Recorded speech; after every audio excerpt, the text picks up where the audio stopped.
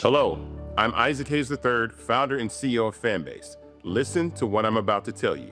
The window to invest in Fanbase is closing. We've raised over $10.6 million of our $17 million goal. That means there's room for less than 6,370 people to invest in Fanbase for the average amount. The minimum to invest in Fanbase right now is $399. That makes you an owner in Fanbase today. Go to startengine.com/fanbase to invest. Why? Because current social apps have taken advantage of users for far too long, with content suppression, shadow banning, harmful racist content, and no real tools for monetization and equity. Fanbase has over 1.4 million users and counting, allowing anyone to reach all their following and monetize their content from day one.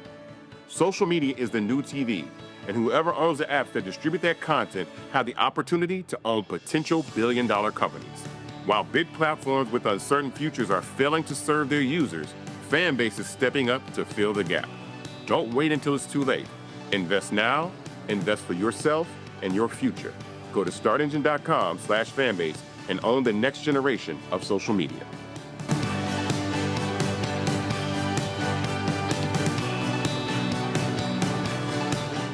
Black Star Network is here. Oh, no punch! I'm real revolutionary right now. Thank you for being the voice of Black America. All momentum we have now, we have to keep this going. The video looks phenomenal. See, there's a difference between Black Star Network and Black-owned media and something like CNN. You can't be Black-owned media and be scared. It's time to be smart. Bring your eyeballs home. You dig?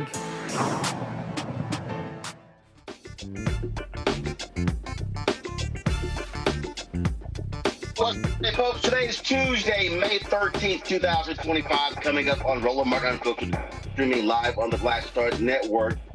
Day 2 of the Sean Diddy Combs trial, and the star witness Cassie Ventura.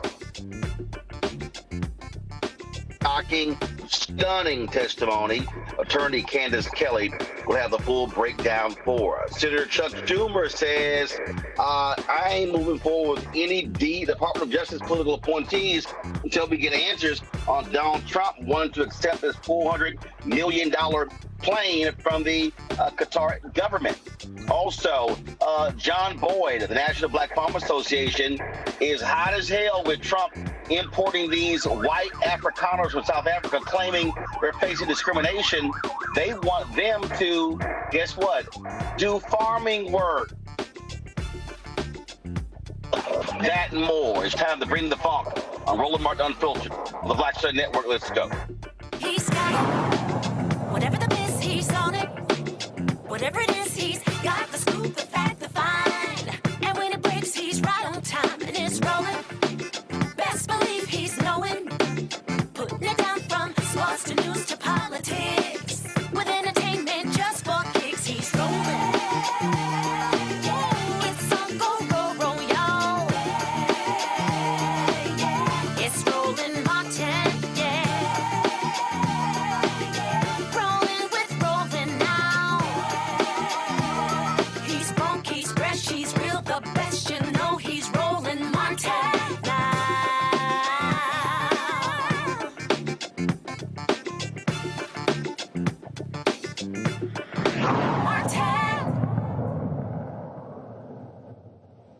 Folks, day 2 of the Sean Diddy Combs trial, and it was a blockbuster.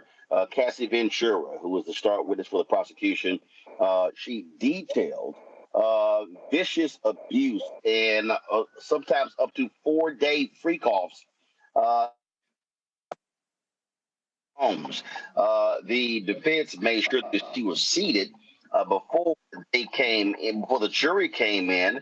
So therefore, a pregnant Cassie could not garner sympathy from the jury. But listening to her testimony, that likely happened. Legal analyst Candace Kelley Candace Kelley joins us right now. Was in the courtroom. And Candace, I tell you, I read some of the accounts and just brutal testimony about abuse, domination, and all sorts of vile, disgusting things that Cassie to her. Yeah, you're going in and out a little bit, but yes, Roland, this was something that she described as what would be a drug-fueled marathon. Just as you said, up to several days of taking cocaine or Molly or marijuana, ecstasy, and being directed by Sean Combs specifically to do exactly what he wanted to do in these videos. She described even sometimes that he would be on FaceTime looking at the videos, and doing things that he requested. So this was something that was very, very detailed after the prosecution laid down the foundation as to how they met when she was 19 years old and signed a 10-record deal, of which only one of those records actually came out. And she also said she had hundreds of songs, but nothing became of it. But they met at 19, and when she was 22, Roland, that is when she was first asked by Sean Combs to have what we all know now as a freak-off. And she said from then on that those freak-offs happened every week. And after a while, she felt like, yes, she was involved with this man and loved this man, but then she felt cornered in that she felt like this was her job in a sense, that this was part of something that she had to do. He had videotaped her, as well as there was violence involved, and she felt that her life was threatened. The kicking, the beating, the slapping, the punching, kicking in the head, she was not in a good position, she said. to get out of this relationship. Now, there was a question as to whether or not, did you enjoy these videos? I mean, certainly there were some times where it looked like she did, but that's something that the jury is going to have to consider through all of this. But certainly a heightened day, as you said, the defense did not want any sympathies to be given to her if she came in walking as a pregnant woman, but that's who she is. She had her hands on her belly the whole time. There's no way that you couldn't know that someone in their third trimester was pregnant, was not pregnant. So that's how it went today. So a lot for the jury to consider. Okay, so let's unpack this. What she detailed, again, was shocking, stunning, demeaning. But how does what she detailed fall in line with sex trafficking? Because even though she was 19, she's also was a consenting adult. And so the prosecution has to make that connection, correct? They absolutely have to make that connection of force or coercion, and that she was not just a consenting adult. This is how they're connecting the dots, Roland. If it wasn't for that video, then probably we wouldn't be in court now. Let's start right there. In this video, so far we have heard from the security guard that night from the hotel, heard from him yesterday. He said that when he took Cassie back to her room, there was a third person, a man sitting on a bed.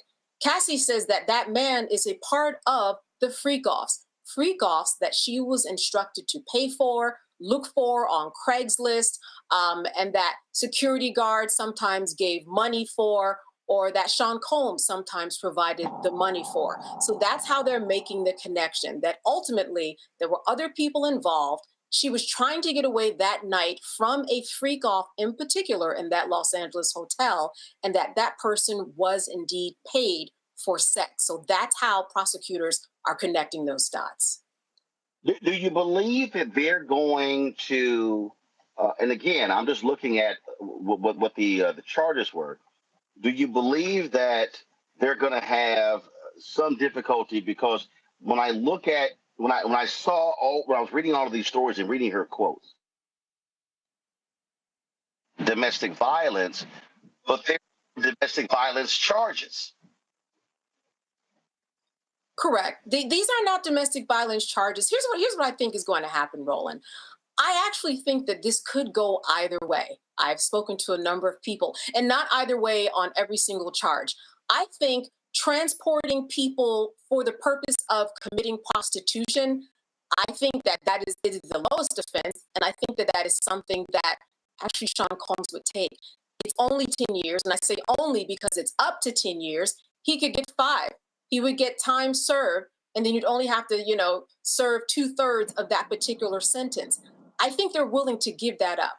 I think when it comes to the Mann Act and when it comes to the RICO charges, you are talking about something slightly different. But, Cassie today, while she was on the stand, she opened up the door for that RICO charge because she talked about other people that were involved in what prosecutors are calling this criminal enterprise. So, for example, there were people who came in, according to her, to the room beforehand and set up the room with condoms and Astroglide and baby oil and gave them money. Or there were people who stood guard, or there were people who rented the room in the name of them. So what she did was she opened the door for other employees, other workers to come in, and you see this enterprise starting to form, and you see that that's exactly where the prosecution will go. Otherwise, they would have never had her talk about those other people. But I think that's where we're going. I was talking to someone today, and they said, what do you think his aim is? I said, very simple. I said, the cat is out the barn. I said, their goal is to keep him out of prison. And so their whole deal is we're going to portray Diddy as a callous, mean-spirited, freaky, crazy, deranged, drug-addled individual. But they already have laid it out by saying, but he's not a criminal. That's literally what their defense is. That's right. That is literally what their defense is. And that's why, depending upon who was on that jury, you've got 8 men and 4 women. You've got 5 of them that are African American. You've got 1 Asian that's on there, a couple of Latinos. It depends upon what they think about this information. And while we know that we have an impaneled, impartial jurors, we know that somebody has an idea in their head as to what they believe real coercion actually looks like. And why did she stay in this relationship for 10 years? Now, this is where the experts come in. This is where you get a therapist or a psychologist to come in and contextualize why someone does stay in a situation like this. And this is what happens in a lot of cases that have to do with sex trafficking, child pornography, and abuse and abusive relationships. Why do the women stay? That's going to be very, very important. We are definitely going to be hearing from someone who hasn't specifically talked to Sean or Cassie, but can just really contextualize everything that's gone on for somebody in this relationship. Timing matters. This is going to be an 8-week trial. Yes. Normally, there's a build up by prosecutors for your star witness. They put her on the second day. Why do you think that was the strategy? So I think for 2 reasons. One, because she is pregnant. She is in her 3rd trimester. She could have her baby early. And then at that point, things would be delayed to not a point of no return, but certainly prosecutors don't want that. Number 2, they did give a little bit of a buildup with the security guard and 1 escort from yesterday so that people could at least be introduced to the recording before she got on. But I think it's mainly because she's about to have a baby. Got it. Now, is she done testifying? Did she complete testimony today, or are they bringing her back tomorrow? So they'll probably bring her back tomorrow. They will probably bring her back Thursday and possibly even Friday. So we're not even done with the direct. Then we're going to have cross, and then we're going to have redirect. So all that is going to take time, and we haven't really gotten into all of the details in terms of other information that we've heard of the public. We've just heard a little bit about who she was, laying that foundation, what these freak-offs were involved in, and getting into all of the very, very specific details of certain freak-offs. But in terms of what happened over 10 years, I would say we're only a few years in that relationship. She might be on the stand for 3 more days until the end of the week. All right, then, Candace Kelley, we certainly appreciate it. Thanks a lot. All right. All right, folks, got to go to a break. We come. He is in Saudi Arabia hitting 3 Gulf states. And if you want to see somebody who first is lazy, and she's lazy as all get out, absolute liar and a grifter, all one, we're going to unpack all of that right here on Roland Martin Unfiltered on the Black Star Net. On the next, A Balanced Life, we're talking soul and soul food. The kitchen is the heart of the home. So many memories that are there, the things we've learned, the recipes that we've tried to garner, and to somewhat figure out how to cook ourselves. There's something about the kitchen and family and being at the table that brings us all joy. We're going to be joined by some amazing guests who are going to talk to us about how do we keep tradition alive and what are we doing for the culture. The traditions and the gathering and the warmth and security, those memories are super important. And we have to, make sure that those continue to happen. So no matter how we get in the kitchen or around the food, I just want you there. That's all next on A Balanced Life here on Black Star Network. On the next Get Wealthy with me, Deborah Owens, America's Wealth Coach, we're talking about the difficulty of being able to acquire wealth for Black Americans. My guest, Emily Flitter, is the author of The White Wall, How Big Finance is Bankrupting Black Americans. The bad stuff that you feel when you're dealing with the financial services industry is not your fault. It's not your fault, and you don't deserve to be treated like this. That's right here on Get Wealthy, only on Black Star Network. This week on The Other Side of Change. Let's talk. Vote blue no matter who. We need political imagination more than ever, and unfortunately, some people on the Democratic side really are discouraging that. We're going to dig into all of it. The Democratic Party needs to remember who they are and who they are responsible to. This is On the Other Side of Change, only on the Black Star Network. Next on the Black Table with me, Greg Carr, the Tuskegee Institute, now university, forever linked to the infamous and despicable syphilis experiments done on the poor rural farmers in Alabama and the Tuskegee Airmen, the famous heroes of World War II. But its history is about so much more.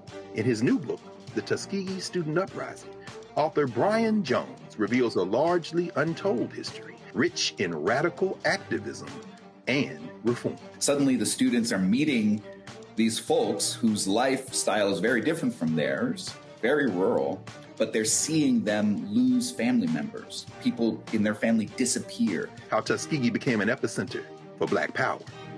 An amazing history lesson on the Black Table, right here on the Black Star Network.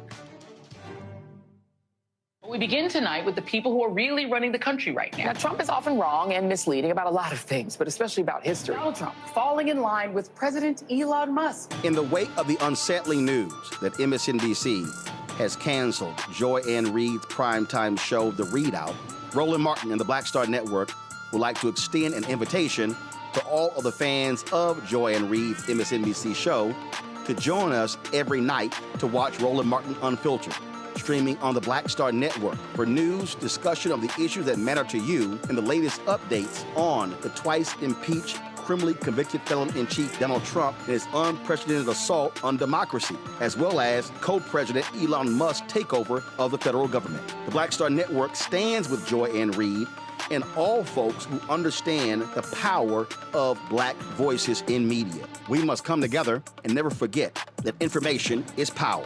Be sure to watch Roland Martin Unfiltered weeknights, 6 p.m. Eastern at youtube.com/Roland S. Martin or download the Black Star Network app. Now streaming on the Black Star Network. In France, me and Tony, and accidentally went to the Louvre, right? But I had never been, and I saw a side door. And we got off the little bus. I said, come on, Tony, let's go to the Louvre. I mean, I'm just like, let's go to the Louvre, right? We're here. This Black girl is at the door with this white guy, Black African girl. And she says, oh my gosh, Vanessa Bell Calloway. And I'm like this, you know me? And come to find out we were at the wrong door. But she said, I'm gonna let you just go in here. But I was in Paris, France. And that shocked me. She knew my name, she knew me. She knew my movie. You know, so it's like, you just gotta, they say, build and they will come. Put it out there, people will find it, they will come.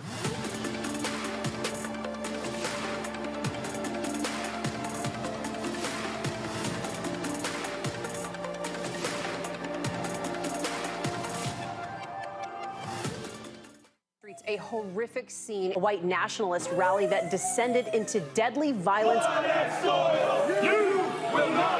White people are losing their damn minds.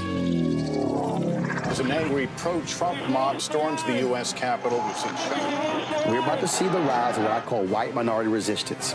We have seen white folks in this country who simply cannot tolerate Black folks voting. I think what we're seeing is the inevitable result of violent denial. This is part of American history. Every time that people of color have made progress, whether real or symbolic, there has been what Carol Anderson at Emory University calls white rage as a backlash. This is the rise of the Proud Boys and the Boogaloo Boys. America, there's going to be more of this. There's all the Proud Boys, Dave. This country is getting increasingly racist in its behaviors and its attitudes because of the fear of white people. The fear that they're taking our jobs, they're taking our resources, they're taking our women. This is white fear.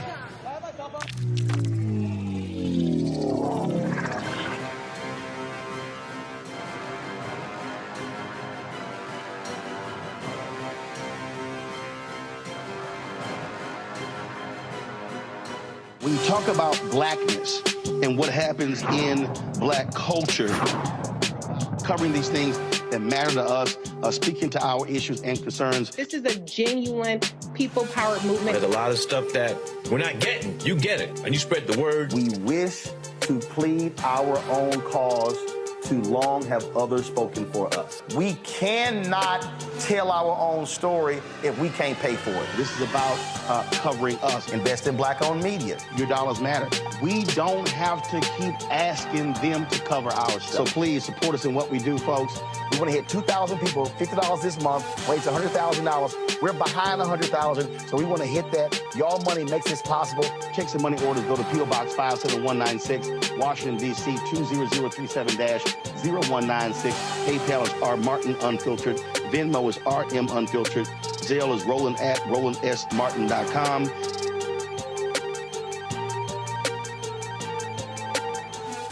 What's up, y'all? Look, Fanbase is more than a platform. It's a movement to empower creators, offering a unique opportunity for everyday people to invest in Black-owned tech, infrastructure, and help shape the future of social media.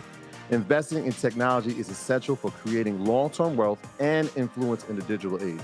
The Black community must not only consume tech, we must own it. Discover how equity crowdfunding can serve as a powerful tool for funding Black businesses, allowing entrepreneurs to raise capital directly through their community through the Jobs Act.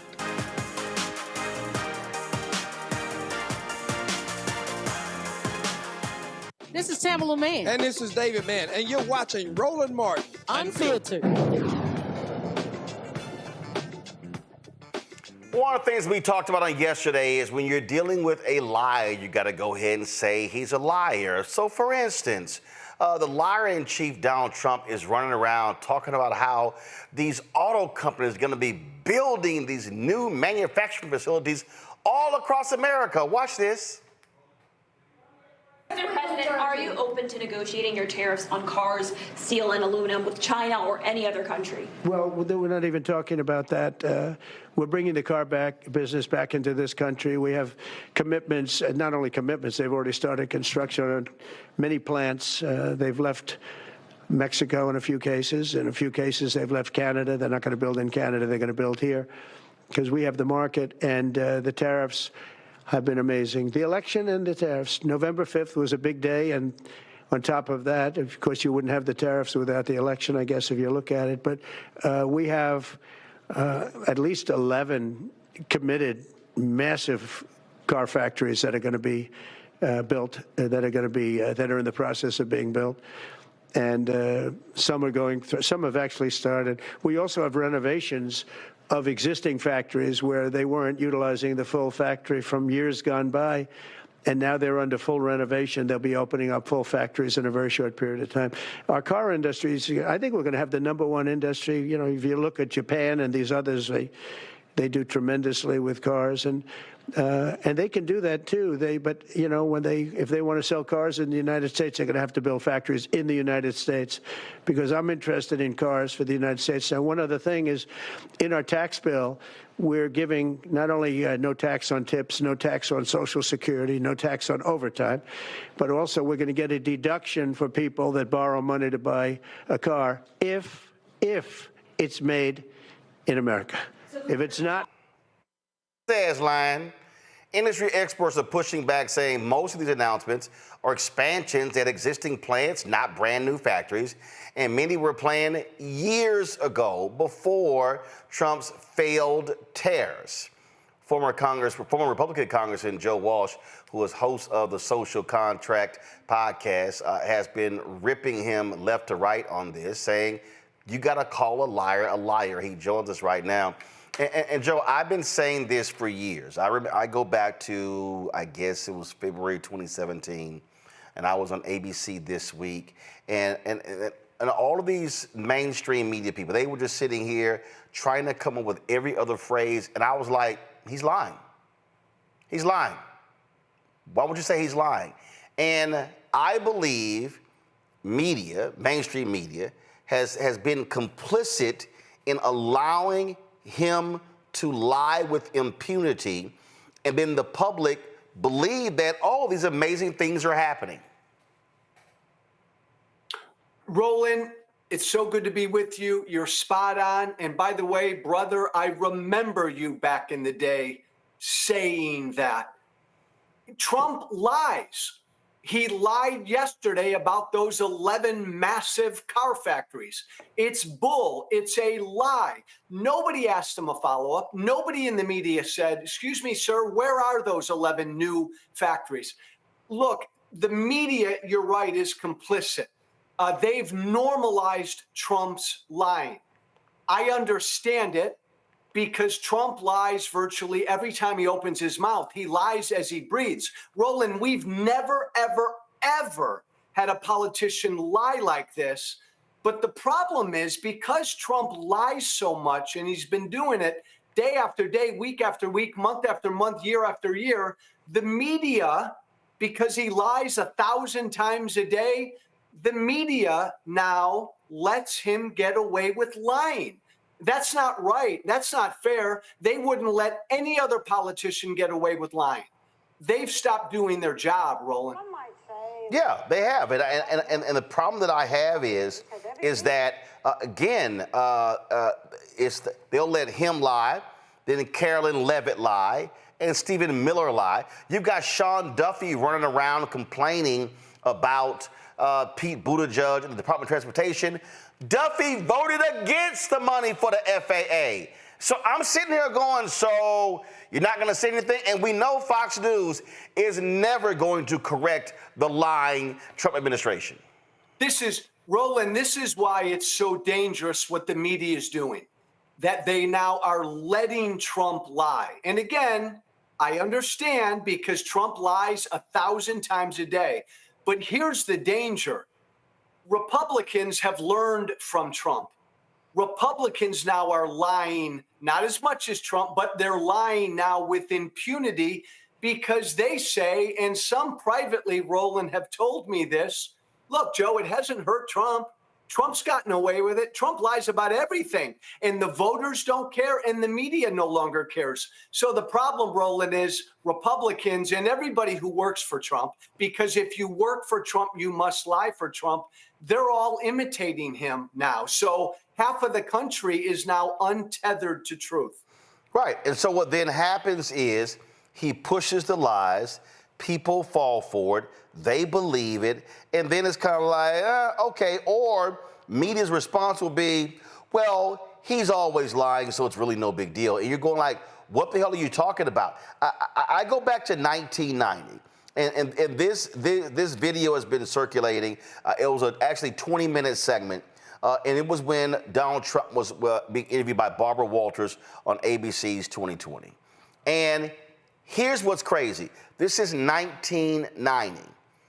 I don't know of a single reporter or anchor today that would interview Donald Trump the way Barbara Walters did. Listen. Well, the new book is entitled Surviving at the Top.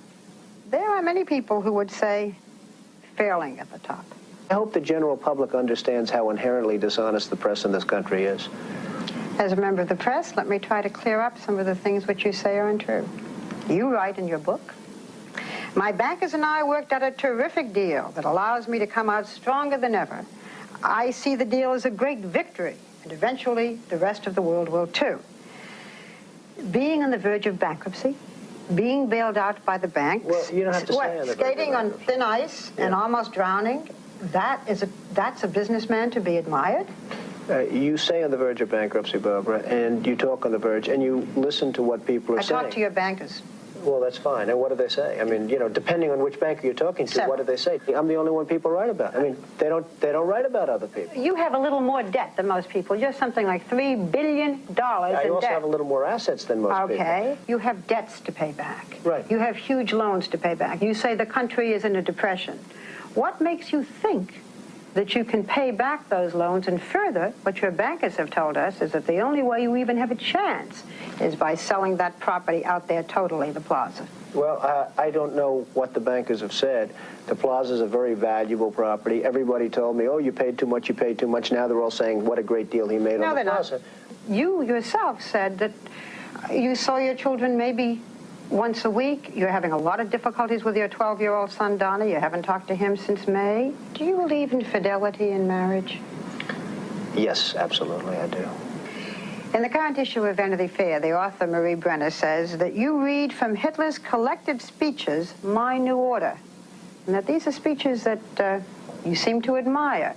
What's your reaction? Do you have this book? A friend of mine sent me a book, a man who I think is Jewish, although I don't know. That was just, I mean, again, nailing lie after lie, and that's how you have to deal with it. Unfortunately, they don't want to do that. They frankly are entertained by his lies, and that's why he's back in the Oval Office. Roland, that's amazing. I am so glad you played that clip. That was 35 years ago. And in the past 35 years, I've never heard anybody in the media interview Donald Trump like that. And again, yesterday, Roland, there he is up in front of the world. 11 new auto plants being built right now. Nobody in the media challenged that lie. And I guarantee everybody in the media knew he was lying, but they didn't challenge him on it. Roland, the danger is Trump is so bad and so corrupt and so lawless, but the media's normalized it. This airplane thing from Qatar, my God, if that's Obama, Biden, Hillary, it's the biggest story in the world. With Trump, we just say, oh, that's Trump. Gosh, that's dangerous. The media's normalized him. Well, and guess what also has happened as a result? Let me pull this up. Just in, no shot. Alabama Senator Tommy Tuberville, truly one of the dumbest members of Congress, has blocked a Democratic resolution that would have condemned the proposed gift of a luxury jet from Qatar to Trump. I don't know what show I was on yesterday, Roland, but I said, look, this is Trump, this airplane thing. Donald Trump would sell our most sensitive intelligence if he could personally profit from it. That's who Trump is. But no Republican has gone after Trump for this plane from Qatar. It just saddens me, Roland, because my former party is a cult, but they've learned from him. And as you mentioned, they are all imitating him when it comes to lying. The media's let this happen. They let it happen, and then I love this. Let's move on. No, just the other day, Caitlin Collins was interviewing somebody on CNN. It was a Republican congressman, and she was hammering him over the airplane. He goes, are you going to keep asking me this? Her response should have been, yes. Absolutely. We're not going to go to any other question until why you explain why you will not condemn this. And he was just giving mental gymnastics. And then it is not just even him. Even if you look at the people who criticize it, Ari Fleischer, okay, who served as press secretary to President George W. Bush, this insane, this is... Nothing about getting Air Force One. Hold on, let me show this here, because I was like, Ari, really? I mean, you didn't even have the guts to. Nothing about getting Air Force One from a foreign government feels right. It may be legal, but I wouldn't do it. Air Force One should be American through and through. It shouldn't pass through foreign hands, and it shouldn't be a gift from a king. Don't do it. That's it. I can guarantee you that is not Ari Fleischer's response if it is President Barack Obama, President Joe Biden, Vice President Kamala Harris. No, God, no. And again, forget about Fox News, because they are what they are. The New York Times, the Washington Post, if this were Obama or Biden or Hillary, man, they'd be all over it.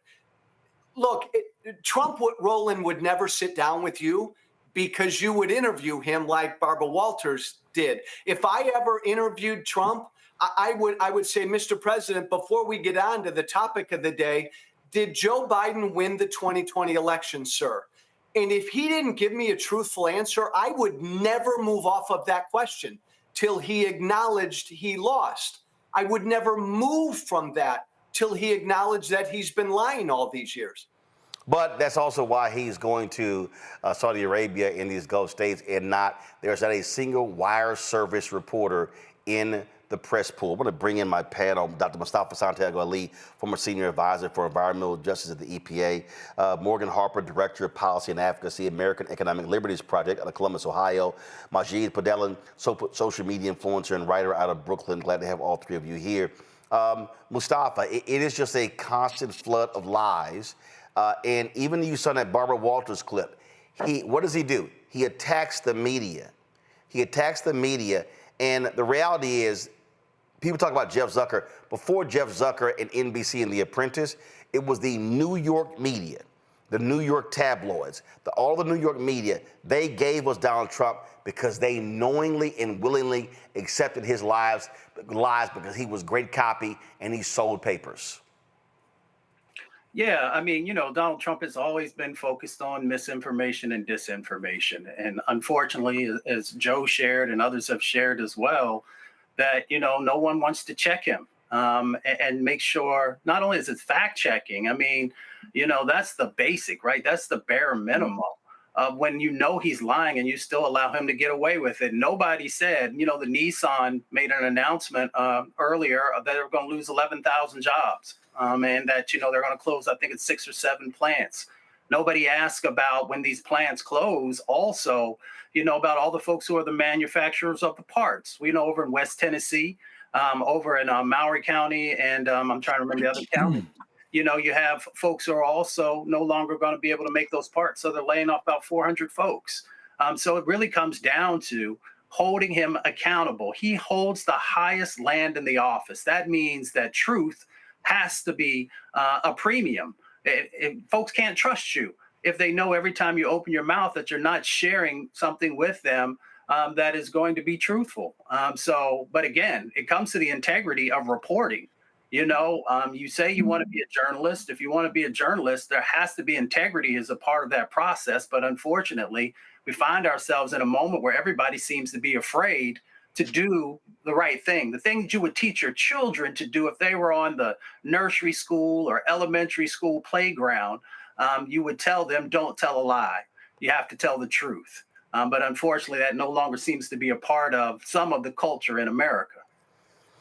That is the culture, and I think like right now, it's crazy to me, Joe, that all of this attention right now is on this new Jake Tapper and this other reporter, I think Alex Thompson, something like that, their book on Joe Biden and his health condition. I'm sorry, that ain't the story of the day. The story of the day, which will definitely go on, I want Morgan to speak on this here. The story of the day is tariffs failed. He completely destroyed the economy and got run out of town because of it. And Wall Street fought back. The $400 million jet, all the deals that he's cutting, the deals his family's cutting, the Medicaid cuts. I'm not wasting any damn time. Joe Biden didn't run 2024, okay? He dropped out. I'm not wasting breath going back and forth over that nonsense. I'm covering the corruption in front of us right now. Roland, amen. But there's another great issue, right? There was plenty of talk about Biden's cognitive decline. No, I haven't heard anybody in the media begin to talk about Trump's cognitive decline. Such as in Saudi Arabia. Guys, play the clip. Remember all the videos? Joe Biden walked the wrong way. Well, here's a video of Donald Trump in Saudi Arabia. First of all, here's one of him sleeping.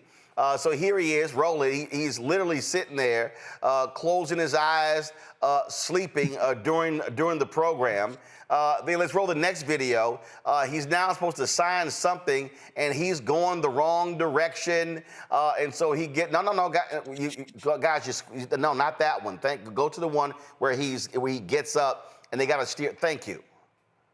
All right, so here he is going in the wrong direction. They're like, hey, no, you gotta go around. Oh, now where all of the media out going on? Oh my God, look at him. What the hell's going on? He went the wrong direction. He makes 20 to 30 verbal mistakes every day. Nobody talks about his cognitive decline. Look, I think Trump is an idiot. But his strategy has always been every day to throw 1,000 pieces of dog crap against the wall and lie 1,000 times a day so that we all become numb to it. Well, the media should never become numb to this. Morgan? Yeah, I mean, it's hard to know even to where to begin. I mean, I would say on the tariffs, completely agree. I mean, a lot of the deals that are being cut, I mean, even looking at the UK deal with cars, that there was a carve out in that deal for luxury cars coming from the UK but that then will be going to the US. Deal. It's also not a deal. It's the framework to keep talking. It's not an actual deal. Right. It's not final in any way. It's just the proposed terms that could eventually become some kind of final agreement. Very true.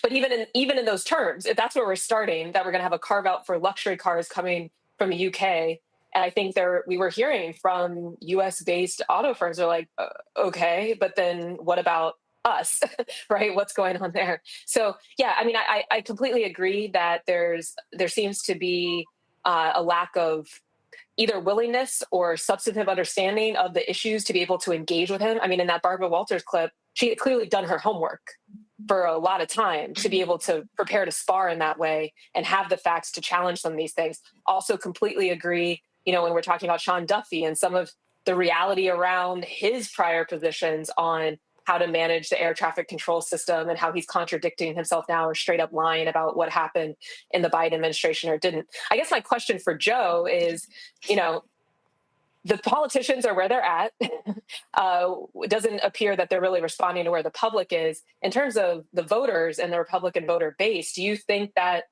there's going to be some shifts in it? And where is that information coming for them coming to them from, if a lot of the mainstream media sources are, like we're talking about, not really prepared to really expose some of these contradictions? That's a great question. And here's the thing. I talk to his base every day, and they accept and embrace all of Trump's lies, right? Like the Haitian migrants were eating cats and dogs, and I won the election. They accept all of those lies. Trump's going to try to lie about the economy. You mentioned tariffs. Trump will try to lie about the economy, but even his base lives the economy. So when Trump tells them their 401k is up, when it's down 50%, his base isn't going to believe that lie. When Trump tells them they're doing great economically and they lost their job 6 months from now. So his base isn't going to accept Trump's lies on the economy because they're going to feel those lies. I don't think his base will even begin to move until or unless they feel real economic pain. Oh, absolutely. I've said that consistently on this show, that they have to absolutely feel it. And Democrats need to be in position to be hammering that in those states, in those counties, in those cities, and saying, hey, your guy is the reason you're going broke. It's your guy. It's not Biden. It's his policies. That's what they got to do. Spot on, Roland. And they needed to be doing it 3 months ago. They need to do it every day. Again, we talk about just the nonsense we see going over there. It's crazy. Majid, go ahead. What's your question? Well, Roland, thanks. First of all, thanks for having me back on the show here. People say that hell is repeating the same horrible reality over and over again. And sometimes I watch what is happening and I feel like I'm in hell because, you hit it right on the head and the rest of your guests and the panel hit it on the head as far as the media helping to create this Frankenstein monster of lies that Donald Trump has turned into without any accountability. Dr. Ali talked about there needing to be some type of accountability. I am constantly appalled, and I've been appalled since 2015 when he first came on the scene. And, I was sitting there screaming at the TV back in 2015 and 2016. He's lying. Call him on it. How hard is it to prepare, to counter his lies? Like, you played that excellent clip of Barbara Walters holding him to account, holding his feet to the fire and calling his BS. I think George Stephanopoulos is the only other person I've seen, really able to nail him down. But I'm appalled at a room full of journalists standing there basically taking dictation during his press conferences where he tells lie after lie after lie. And by the media, and when I say the media, I'm not just talking about the journalists, the reporters, I'm talking about the people in the station, by them not even putting up a little, bubble that says, these are lies. Put a chyron on the TV saying these are blatant lies, all of them, and have a Daniel Dale type person come up and fact check either during or after the press conference. It's so important because, there are those of us in social media who, we feel like we're that mouse on the treadmill, constantly going and never really going anywhere. We keep repeating that he's lying, but at some point we need some media accountability. We need the people who are in position to direct programming, to actually say, hey, let's put this access journalism to the side for a minute. Let's have somebody ask him some hard questions and push back until he can't be pushed back anymore. So I guess, Joe, my question for you is, you're in that sweet spot where you're kind of part of an alternative media, the same way like Roland is. Roland, I love your channel here, and I think you're building something that's really important. Do you think there is a way that alternative media can supplant in influence, supplant traditional mainstream media as far as getting the word out? I think it already has, my friend. And Roland Martin is a pioneer in this field. Look, I go on this show, I go on Roland Martin's show. More people see me and will see this clip by 5-10-fold than any time I go on CNN or MSNBC. So it's already happening, and it's a good thing because people in the alternative media will hold our elected officials more to account. Yeah, and I think to the point much you just raised there, Joe, I think what is required is you have to keep hammering. The issue is not, well, we did it for 2 or 3 months and then they haven't responded. No, it has to be absolutely constant. And then you have to then remind people, we told you, that's why we have the hashtag, we tried to tell you. We tried to tell you this is gonna happen. We tried to tell you this is gonna happen, and over and over again, because it has to be hammered in. And so, and you can't just move on also to whatever the flavor of the day. You got to know what the misdirect is. And so that's, to me, I think is what's important. And too many people aren't trying to do that. So I know it's difficult being a former Republican congressman, former MAGA, but the reality is you are one of those folks. You see what they're doing, so you understand the game plan when they are trying to gaslight the American people. It's why, Roland, like people will say, Joe, you're always outraged. You're always angry. You're always pissed off. It's because I come from MAGA. I come from Trump world. And I know the danger. So, yeah, I can't stop preaching how dangerous my former political party is right now. Because, Roland, you and I have talked. MAGA used to be fringe. MAGA used to be a wing of my former party. MAGA now is my former party. It is the Republican Party. Yep, absolutely. Joe Walsh, we appreciate it. Thanks a lot. Thanks, guys.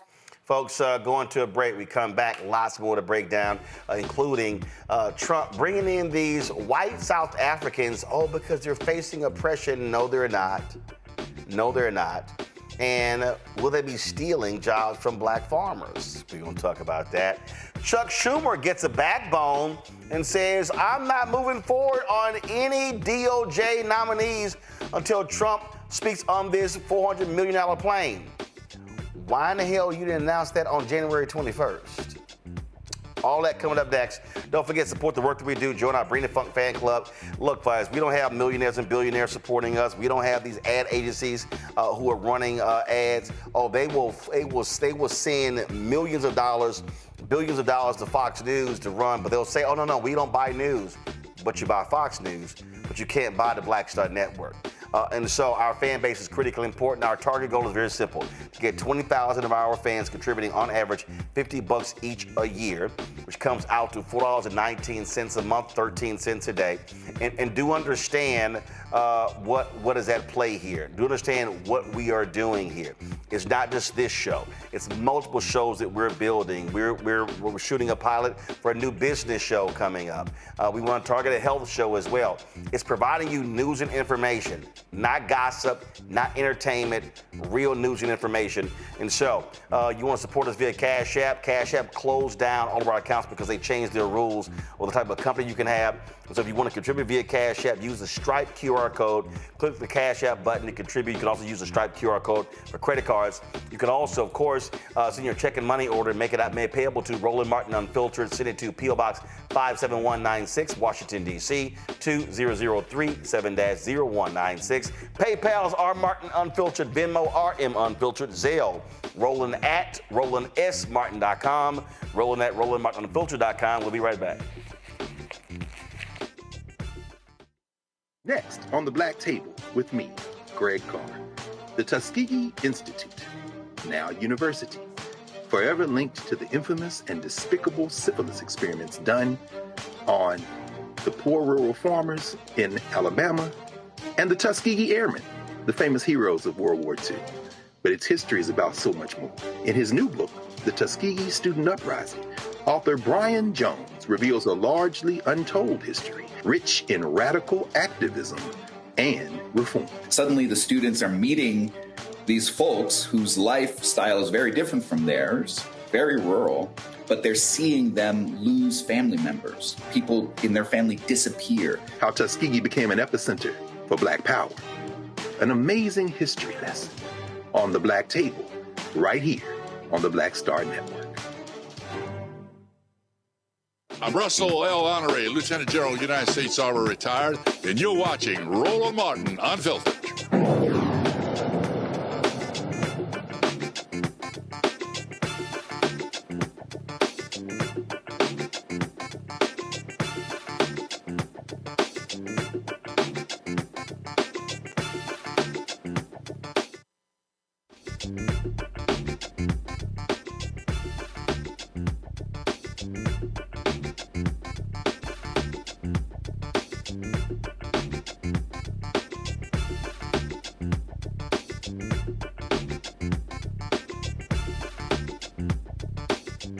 I told y'all Donald Trump only wants white immigrants. The attack on Haitians is because they're black. He called African nations shithole countries. It's because they're black. This is what it's all about. So what is he doing? Literally, yesterday, on a State Department plane, they flew in families, white Afrikaners, so-called, oh my goodness, Trump saying they're facing persecution. You got Carolyn Levitt. She's on the White House. She's up there lying about them as well, and them coming in, welcoming them to the country. Folks, utterly shameful and despicable, okay? And that's what you got going on. Now, remember they were all talking about the Great Replacement Theory? Well, that's what this is. So what Trump is saying, hey, we're going to sit here and we're going to run out all of these, all of these black and brown people, but hey, we're going to import some white people. And here is the Trump Deputy Secretary of State greeting these Afrikaners, and I'm going to play some other stuff where he praised them for their long history of being great people. I want y'all just listen to this question and answer. Thank you very much. I just wanted to know, there were many, from the BBC, there are many people who fit the criteria of seeking help, who are fleeing persecution. Afghans, for example, and they live in a country run by the Taliban, but they're being denied refugee status. So I'm wondering, why has such an exception been made for the Afrikaners, especially when the South African government says they're not in danger? And are you going to open up the refugee settlement program for others? Thank you for that question. I think you may recall that on the president's first day in office, on January 20th of this year, he issued an executive order that paused U.S. refugee programs that had been going at record levels under the prior administration and had brought in people that we were not sure had been carefully vetted for national security issues, and put a pause on the refugee admission program in general. That pause, of course, was subject from the very beginning to exceptions where it was determined that this would be in the interest of the United States. Some of the criteria are making sure that refugees did not pose any challenge to our national security and that they could be assimilated easily into our country. So the president on February 7th issued an executive order about the egregious conditions in South Africa, and all of these folks who have just come in today have been carefully vetted pursuant to our refugee standards, and whether or not the broader refugee programs for other people around the world will be lifted is still an ongoing consideration. But again, the president has recognized the dire situation of this particular group of people, and again, they went through the Basically, what he's saying is they're white. Now, the South African president, he's pushing back hard on this nonsense, granting refugee status to 59 white Afrikaners. Cyril Ramaphosa calls the move, quote, deeply concerning, and insists these individuals do not meet the internationally recognized definition of refugees. Despite the U.S. welcoming them, he says most Afrikaners are not seeking to leave, that those who do are often wealthier and more secure than many black South Africans who are forced to live under hardship during apartheid. Now, also, I want y'all to keep in mind these these Afrikaners, they only represent 7% of the country. 7% of the 63 million people. Oh, but they own more than 70% of the land.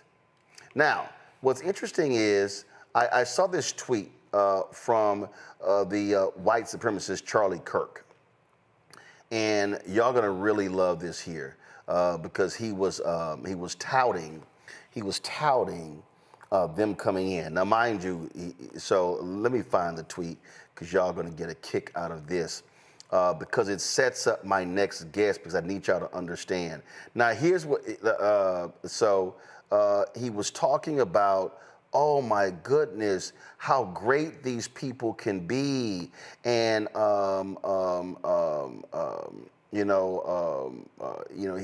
he's citing this African National Congress thing. Look at the South African Boers face systemic legal discrimination in their country. They face horrifying violence based on their skin color. A political party in their homeland openly calls for genocide. Yet, this is the key right here, y'all. Yet at the same time, they are enormously talented people. They have useful skills. They're very close to America culturally. America can integrate them with minimal difficulty, and they will immediately start adding to America's wealth rather than subtracting. They are, without exaggeration, ideal immigrants for this country. John Boyd is president of the National Black Farmers Association. And John, this is what this is about. What they're saying is, wait a minute, these white folks, they could come in and start farming. Yes, and Roland, thank you for staying on this real sore topic for me.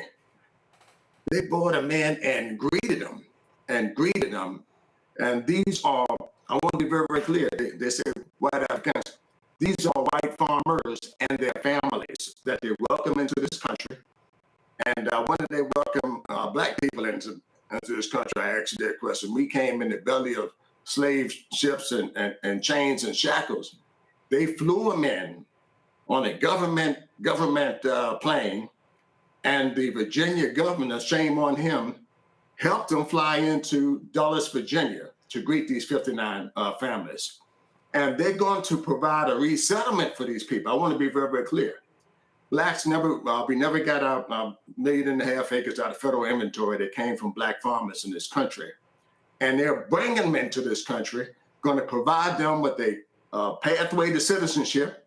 They're going to give them the tools and all this stuff necessary to make it in the United States, things that they've never done. They never provided a homestead rolling in this country for black people, but they're going to do it for white South African farmers based on race. The whole thing this president campaigned on when he said he wanted to do away with DEI because it was race-based and all of this stuff. They want to do away with programs to help blacks in this country, but you want to bring white farmers in, provide them with a pathway to citizenship. But also housing, food, diapers, like all of this stuff. And I'm sorry, roll the video, y'all, roll the video. It doesn't look like these people are lacking. I mean, they're coming off the planes with headphones and suitcases. These folks, these ain't no true refugees. And Roland, they came from farms probably, and some of these farms are better shape than the many black farmers here in this country where they came from. They own 75% of the land in South Africa. So here the president talking about they face reverse discrimination, and it was genocide. All these words that they use, things that they never defined in this country for black people, and certainly slavery fits that sharecropping and Jim Crow. All of these things fit that definition in this country, but they never said anything about helping black farmers or helping us get our land out of federal inventory. These are things that need to be raised while they're bringing these white farmers in with no pushback. I didn't see anybody pushing back there at that press conference, asking the real hard questions about black farmers in this country. They face discrimination, people. It's historic, decade-long discrimination. I've been spat on, Roland, and by my own government here.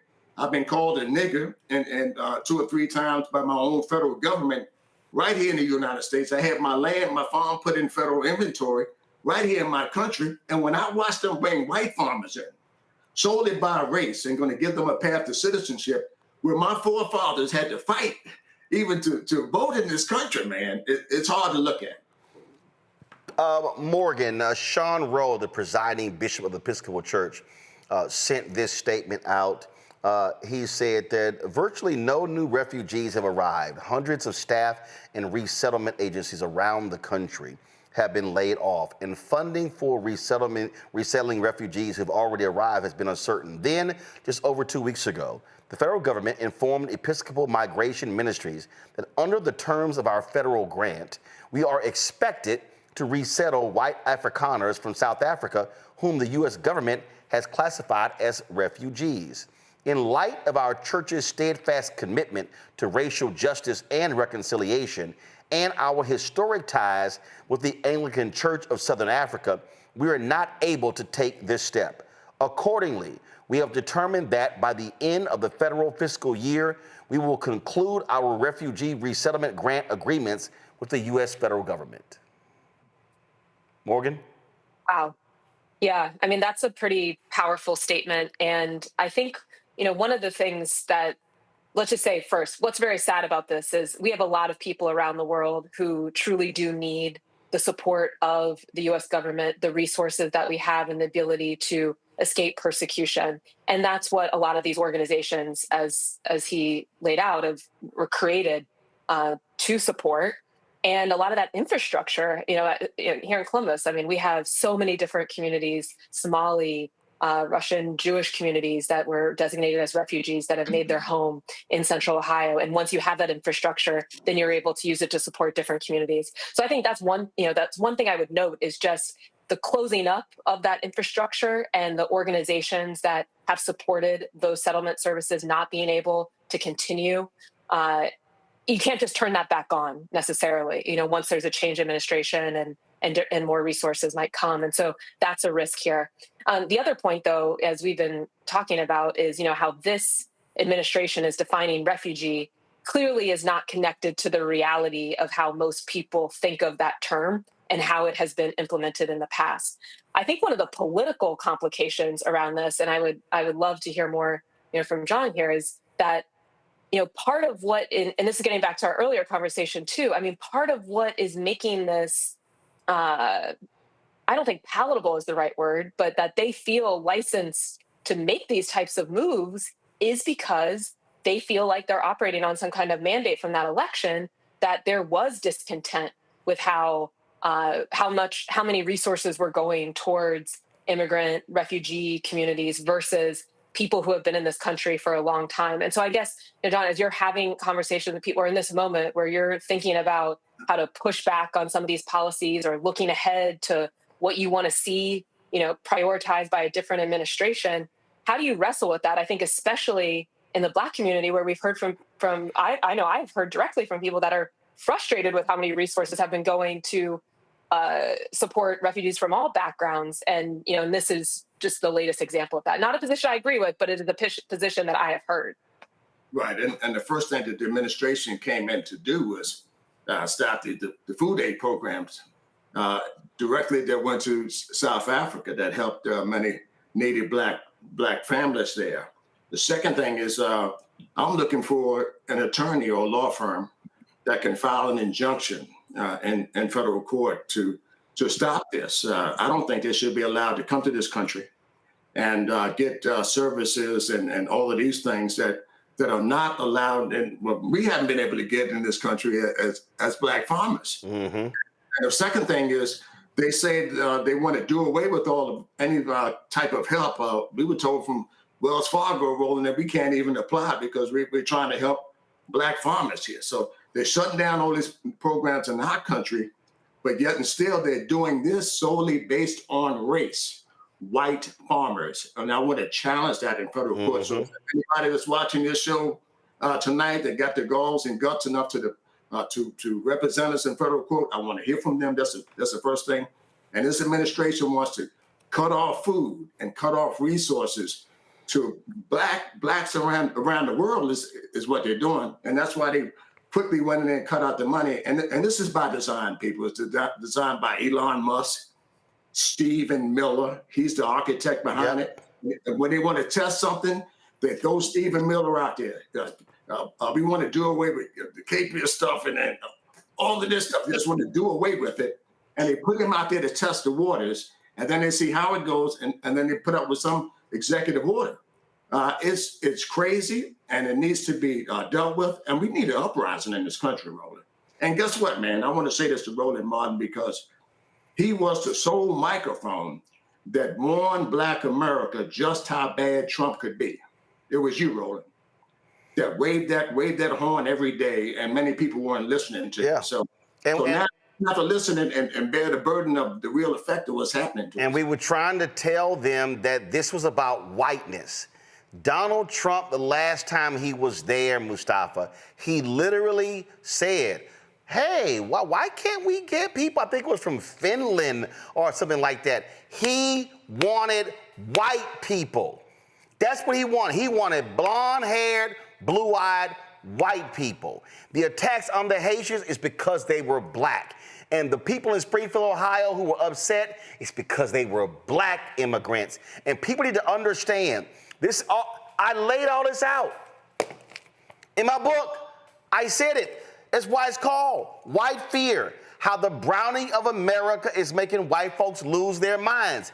If they could import 5 million white people, they would do this every single day.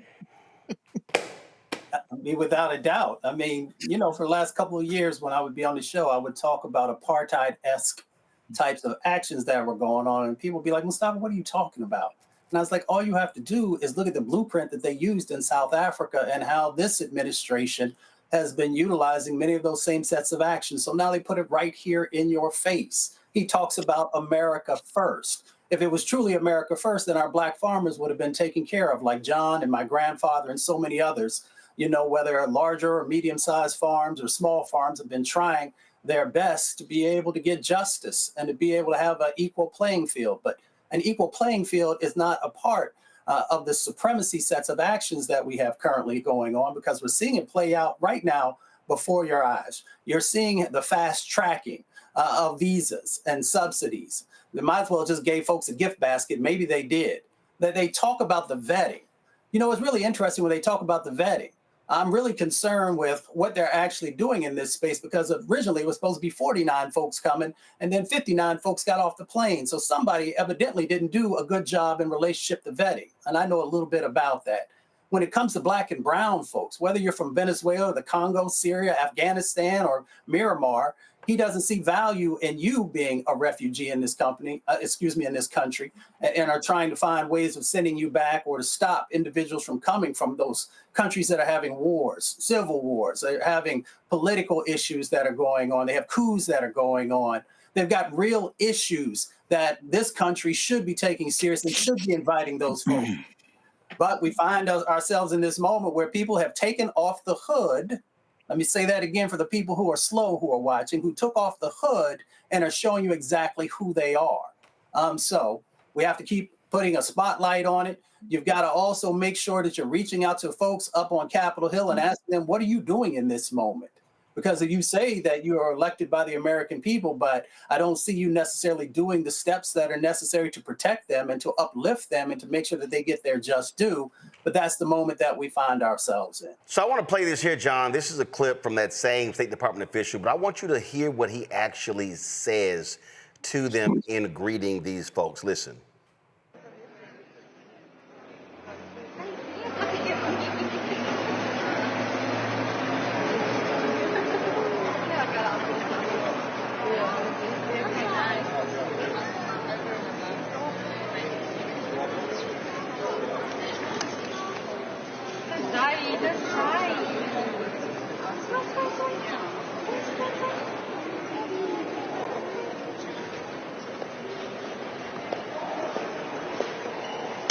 Welcome.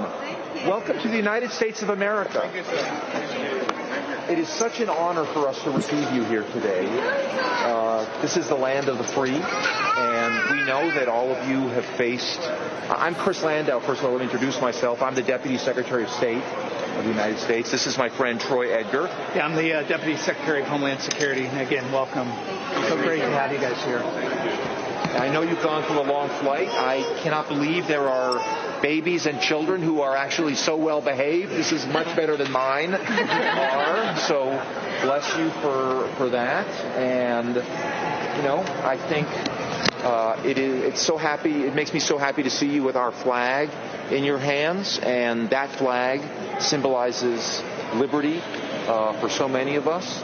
Many of us, our families, have had a journey not that different from the journey that you are embarking on today. My own father was born in Europe and had to leave his country when Hitler came in the 1930s, and made his way to South America first and then eventually to the United States.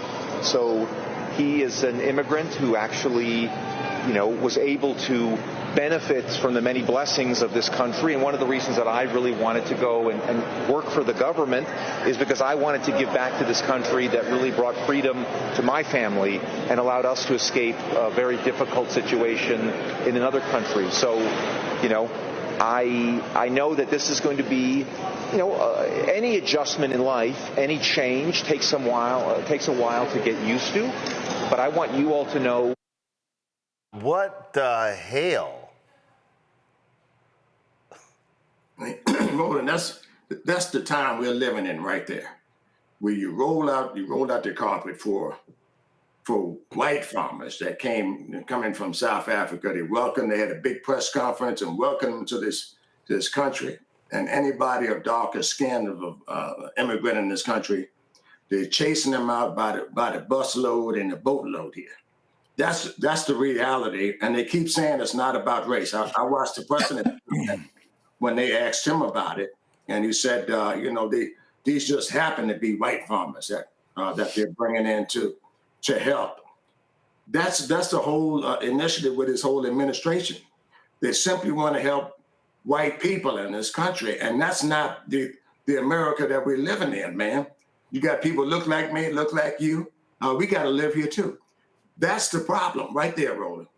You can't just come out here and say you're going to do that and don't expect to face some pushback. And it also should be a bell ringer for us as Black Americans, man. We got to reorganize. We got to come together. If you can't come together now in this country with all of this white bigotry and hatred towards Black people, man, there's something wrong with us.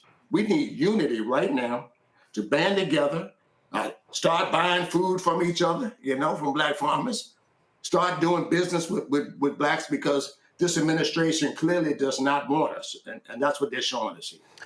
This is, Morgan, this is the clip here that John was referring to. Listen to the liar-in-chief, the idiot-in-chief, Donald Trump. Who claim discrimination in their home country are heading to the United States, where your administration is going to welcome them as refugees. Now, this comes as you've halted virtually all refugee admissions for people fleeing famine and war from countries like Sudan and the Democratic Republic of Congo. Why are you creating an expedited path into the country for Afrikaners but not others? Because they're being killed, and we don't want to see people be killed. Now, South Africa leadership is coming to see me, I understand, sometime next week. And, we're supposed to have I guess a G20 meeting there or something. But we're having a G20 meeting. I don't know how we can go unless that situation's taken care of. But it's a genocide that's taking place that you people don't want to write about. But it's a terrible thing that's taking place. And farmers are being killed. They happen to be white. But whether they're white or Black makes no difference to me. But white farmers are being brutally killed, and their land is being confiscated in South Africa. He's straight lying. There's no genocide. They're not being killed. He is a liar. Yes. And go ahead. Yeah, these are just lies. And, it's not even remotely funny, because as that reporter pointed out, there are deadly conflicts going on in other parts of Africa, not South Africa, that are hurting, I'm sure, farmers and all sorts of other people in Sudan, the Congo. And so the fact that we're not going to be providing resources for them, that doesn't seem like it's something that matters to the President of the United States in this moment is very, very upsetting and scary, to be honest. I mean, this level of lying. This does get back, though, to our earlier conversation. One other thing I was going to add, because, I know the books about Biden can seem, and I agree, not a great use of time or energy to be spending a lot of time on the retrospective. But I do think one of the things that creates the opening that makes it more challenging to call out some of these lies is that, they're kind of able to turn and, oh, well, Democrats are liars too, right? That's a phrase we hear a lot. And to the extent that there were people that maybe knew things about whatever, Biden or not, I don't personally, it's not necessarily, and certainly isn't the big issue of the day, but just saying, like, in a world where most people aren't paying attention, where there's a lot of different information coming at people, these are the types of inconsistencies that I think do facilitate just the rapid fire of lies coming out of Trump, and then it not breaking through with the public. So even if we think that that's not a good use of time, I do think we have to be honest about the fact that Democrats have a trust problem with the general public, whether fair or not, and what are going to be the ways to restore that trust. But here's the deal, though, Majid, and this is the reality. Before Biden got elected, Trump was lying.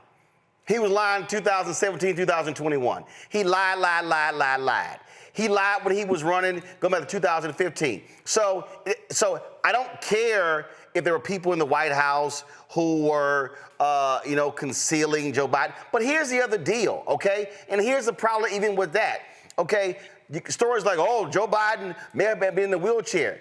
But then I see video of him riding bikes. I'm like, what the hell? At the end of the day, this man is lying. He is allowing white Afrikaners to come into the country under the pretense of genocide in South Africa. He's lying about farmers being killed. That's what he's lying about. And they're lying about even the land redistribution because these white folks literally stole the land. But you know what? I guess Donald Trump will never have to admit that because that's what white Europeans did in the United States. You're right, Roland. And, you know, when I first heard about these white South African farmers being brought over here, it was like a blatant slap in the face. It wasn't even a dog whistle. It was a bullhorn. It was a bullhorn message. Donald Trump was putting up a whites only sign on America because after everything that he had gone through and had his administration do to get rid of people of color, to deport people, even people who were here with legal standing, just getting rid of them, however he could. And now he's rolling out the red carpet for people. And as Mr. Boyd pointed out, and you pointed out as well, it is all about race, despite the fact that they say, oh, it's they just happen to be white. No. It's not that they just happen to be white. This is the reverse great replacement theory, right? They've been obsessed with this thing for years now. Yep. For years, they saw some data maybe a decade or two ago saying that by the year 2050, Caucasians, whites were going to be the minority race, and Latinos were going to be the majority. And so this has them obsessed with, like the whole anti-abortion thing. Yeah, they don't want to abort any more white babies. They want more white babies. Let's pay $5,000. Let's just pay you $5,000 to have some babies, And that's what it's all about. And I personally, this South African thing, I think Elon probably put a bug in Trump's ear about, because even the courts in South Africa said that story is nonsense. There's nothing legitimate about it. How hard would it be for, I'm not a reporter. I'm a guy with the social media account. How hard would it be for a reporter, a journalist, when he said that thing about their being killed, just to open your mouth and say, but again, though, no, they're not. But again, though, it's the strategy. And see, and John, what I need black people to understand, what I need black people to really understand what's going on here is, and I have been saying this since the inauguration, Donald Trump, Stephen Miller, MAGA, this is about defunding black America. When you talk about the attack on the farmers, who was the person who sued the Biden administration when it came to their settlement with black and Hispanic farmers? It was Stephen Miller's legal group. Donald Trump said, oh, it was an illegal DEI settlement for those black people in Lowndes County, Alabama, who had sewage being backed up into their yards. They stopped that. They stopped the settlement. They stopped the lawsuit against the petrochemical companies in Cancer Alley in Louisiana that was killing black people. They stopped the lawsuit against the HOA in Dallas that didn't want black people in it. They stopped the lawsuits, the HUD lawsuit. They stopped again, they are clearly targeting black people. And I need black people to understand that what you're seeing right here is an embracing of white Afrikaners, individuals who were absolutely racist, individuals who beat black people. These people, and you're right, David Sachs, Peter Thiel, Elon Musk are all white South African men who grew up under apartheid, and they loved that particular system. And what we also cannot forget, there was this country was two countries.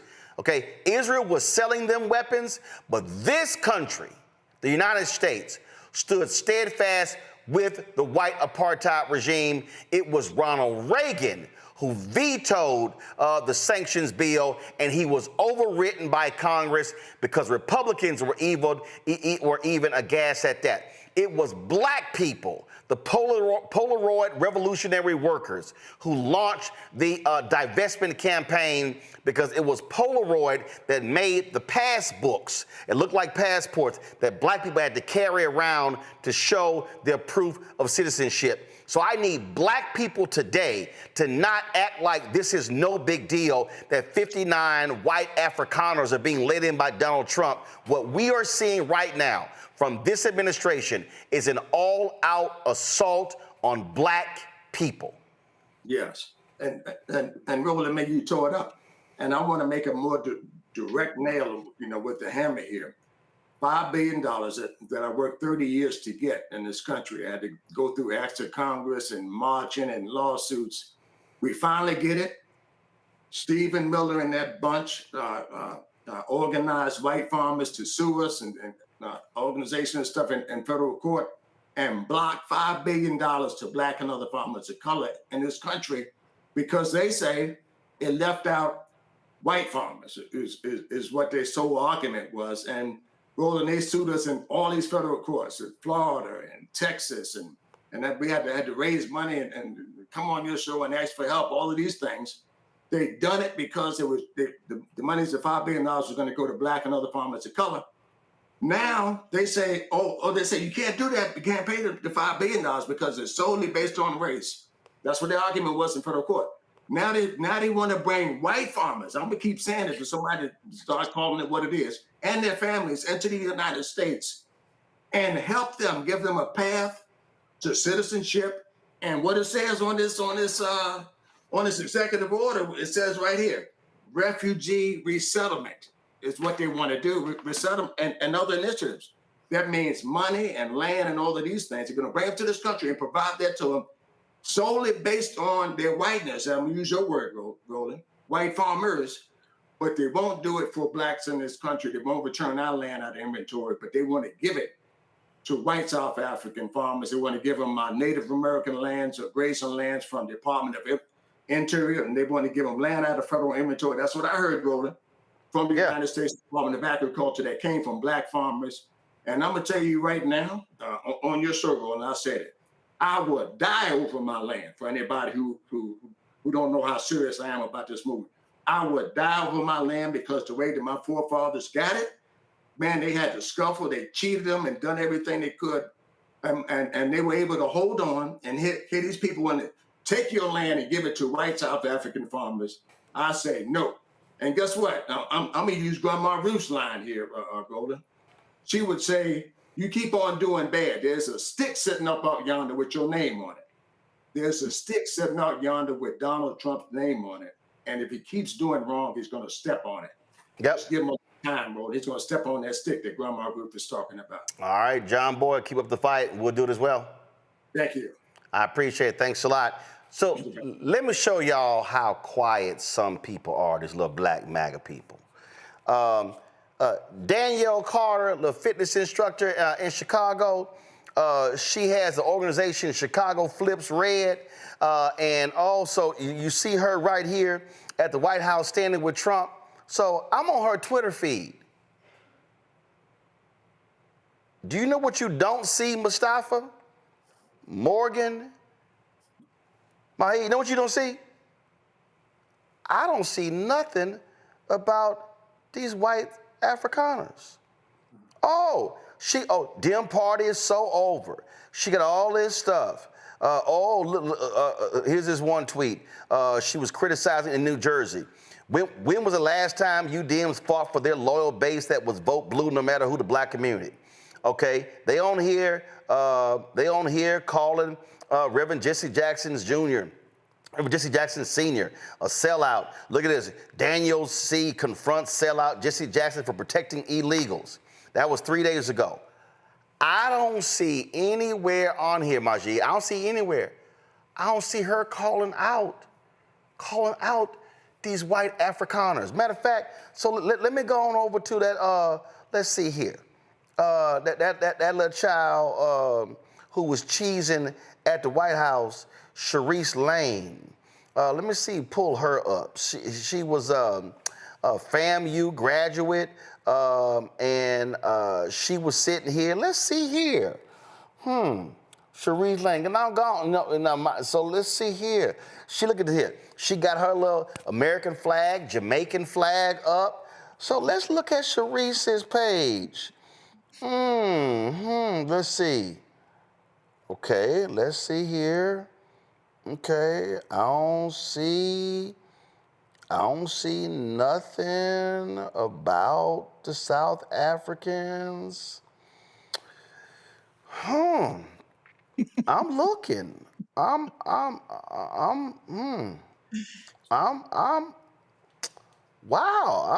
I'm still looking. I'm still looking. I'm still scrolling. Let's see. Okay. Again, y'all, she was one of these people who was out here just running her mouth that, oh, Trump is this and he's amazing. I literally don't see a single tweet where she's calling out. It's amazing. They missing. Now, Daryl Scott, let me go on his little page. Now, I'll give Daryl credit. Okay, I saw his tweets earlier where he was calling out the folk. But what was missing, he wasn't tagging Trump, his boy. So Daryl said, I'm looking right here. Here it is right here. So Daryl Scott, I wonder what the reception would be if 50 black South Africans came over with their families to assimilate into America. He writes, I lived during the time when there were international outcries against apartheid, which fell upon deaf ears. Excuse my lack of sensitivity. And so wonder where all those refugees got American flags from during their escape from genocide. They looked like they were all bought at the same gift shop for a photo op. And I'm sitting here again. But here's the problem. He ain't directed nothing at Trump. Trump's his boy. He talked about how he got Trump's phone number. He didn't say, so that's performative. If you aren't criticizing the man who brought him in, I don't want to hear a damn thing from you.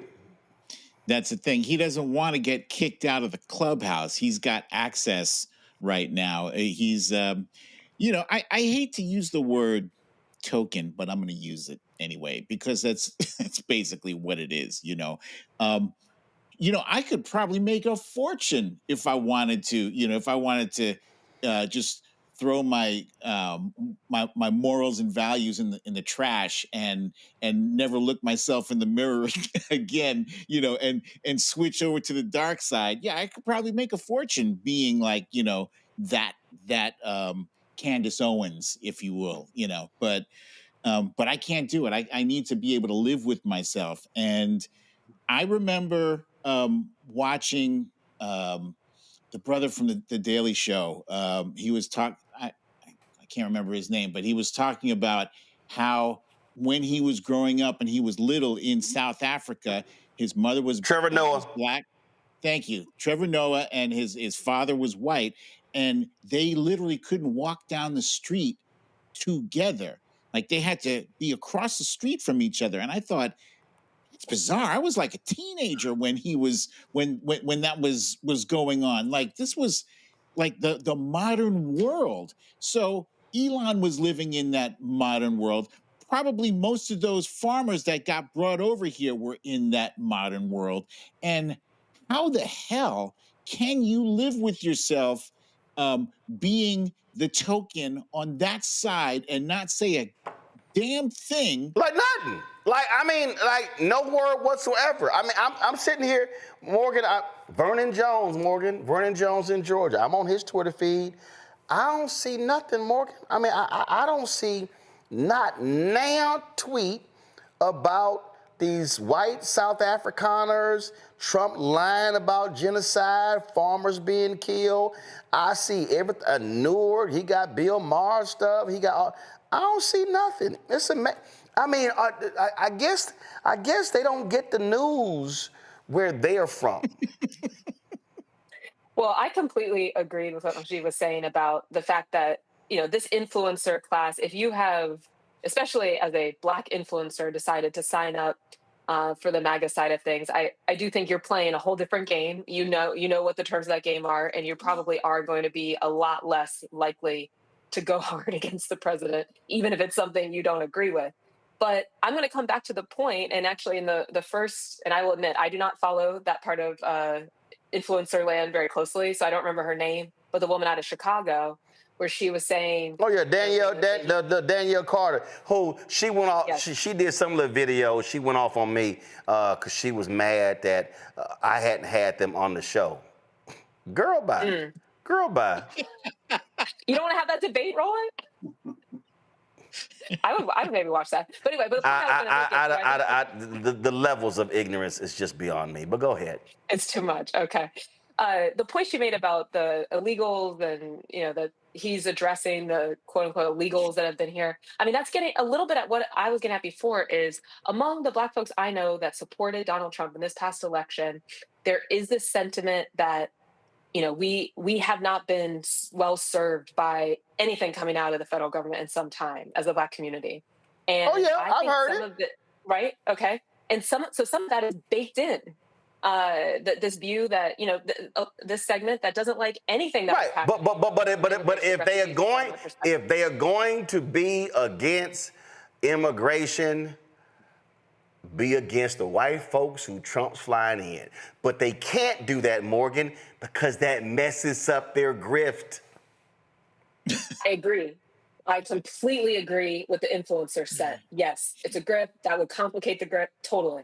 But with the voter, I'm going to come back to what Joe was saying earlier is I agree. I mean, I think this is baked in. I think the only thing that's moving a lot of the real people level of society that voted that way is economics. And until it starts to hit people directly and they're really feeling the impacts of some of this bad policymaking to pocketbooks, I don't know if there's anything else that will shift, because I think a lot of these other issues, as abhorrent as they could be, are baked in for this set of the population, and nothing's going to shift there. And so, it's unfortunate in some ways that, more harm would have to come on all fronts, that we're seeing these things greenlit, like people that are not in any need of real support, unlike Black farmers in America, as John was saying, that, desperately need support.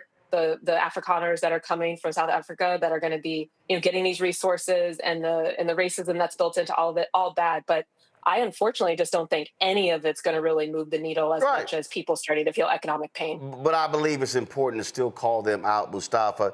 How about these little young Negroes called the Cartier family? Same thing. I'm sitting here. I'm on their page. Matter of fact, they did. This was the only comment they made. Liberal CNN commentators suggest taking away land from white South African refugees who could go back to Germany. Interesting that this is how they feel about white refugees and not third world illegal immigrants. That's the most they had to say. Are they disagreeing with it? Nope. Are they calling it out? Nope. No, they stand right with it. And again, I'm looking for something. No, they real quiet. Where y'all at?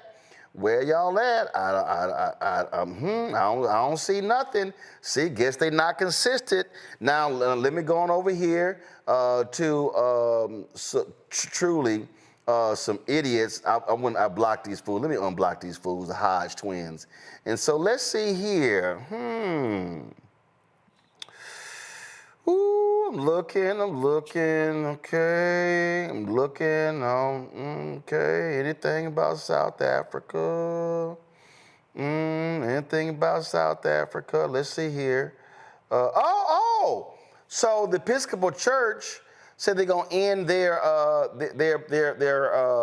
refugee thing. We just talked about it. Oh, the Hodge twins, the two black dudes, they called the Episcopal Church racist. So they down with the white Afrikaners.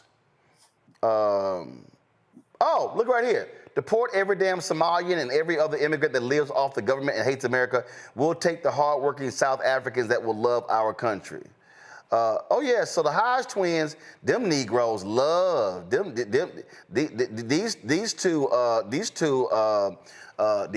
two minstrel show participants. They just loved the white Afrikaners. Now you do have some conservatives of conscience who are consistent, and I'll give her credit when she does. You take Sonny Johnson. So Sonny Johnson. She retweeted this post. The amount of excuses that some of you make for supporting the South African refugees, but not the Haitian refugees, clearly reveals your motives. It was an apples to apples comparison, and you immediately pivoted to border jumpers. That's not who we're talking about, and you know it. Okay, so I got that, and I'm looking to see. If she posted anything else. She retweeted this here. There's no white genocide in South Africa. No need for misleading hyperbole, but there is discrimination against minorities. It is infused into our laws and public policy under the fig leaf of redress by ANC and race-obsessed lefties. Pretending otherwise is to gaslight us. So she retweeted that. I still disagree with some of that. Let's see here. Anything else? So I go ahead and leave it at that. So you do have some who have some decent morals, values, integrity, and call those things out. But the reality is this here. What we're looking here, Mustafa, are individuals. A lot of these people, it's the grift. They know they can't say anything because they white daddy, Trump, is going to mess with their money. Well, I think James Baldwin said it best when he said, "I can't believe what you say because I see what you do." I mean, it is our sets of actions that say who we truly are, what our values are, and do we love Black people? And do we love other folks also who are in vulnerable situations? You know, I don't know those brothers and sisters because I'm busy on the ground doing the work. But it is important to make sure that individuals who might come across what they say understand who they are and what they represent, because we live in this digital world where lots of folks don't read anymore. They get a quick clip and then they just go with that. So you got to put a spotlight. Wherever injustice might be, you put a spotlight on. Yep. Folks, we've been covering, of course, the story of what happened at the ICE detention center in New Jersey. Now you got some Republicans who want to strip Democrats of their committees as a result. House Democratic leader Hakeem Jeffries is like, y'all might want to slow y'all roll, talking about y'all going to arrest these Democratic House members. He addressed that today. I think that the so-called Homeland Security spokesperson is a joke. It's a joke. They know better than to go down that road, and it's been made loudly and abundantly clear to the Trump administration. We're not going to be intimidated by their tactics to try to force principled opposition from not standing up to their extremism. It hasn't happened during the entirety of this failed term. It didn't happen when Donald Trump temporarily was sitting high in the immediate aftermath of the election. Do you think it's going to happen now when he's the most unpopular president in American history after his first 100 days? Give me a break. No one's intimidated by this dude. No one. And so there are clear lines that they just dare not cross. So, look, don't be surprised if if Republicans try to make this move. We already see what's going on. So the real question, Morgan, is how should Democrats fight back? Yeah, I like the strategy of pushing the envelope on the opposition and push it legally. I mean, force them to continue to have to defend how laws are being broken. I mean, we're seeing this, you know, to the clip from Congress people. We've been seeing it from sitting commissioners of independent agencies. There's, you know, active case right now. I've mentioned before the federal trade commissioner, Democratic federal trade commissioners that were attempted to be fired. They're suing.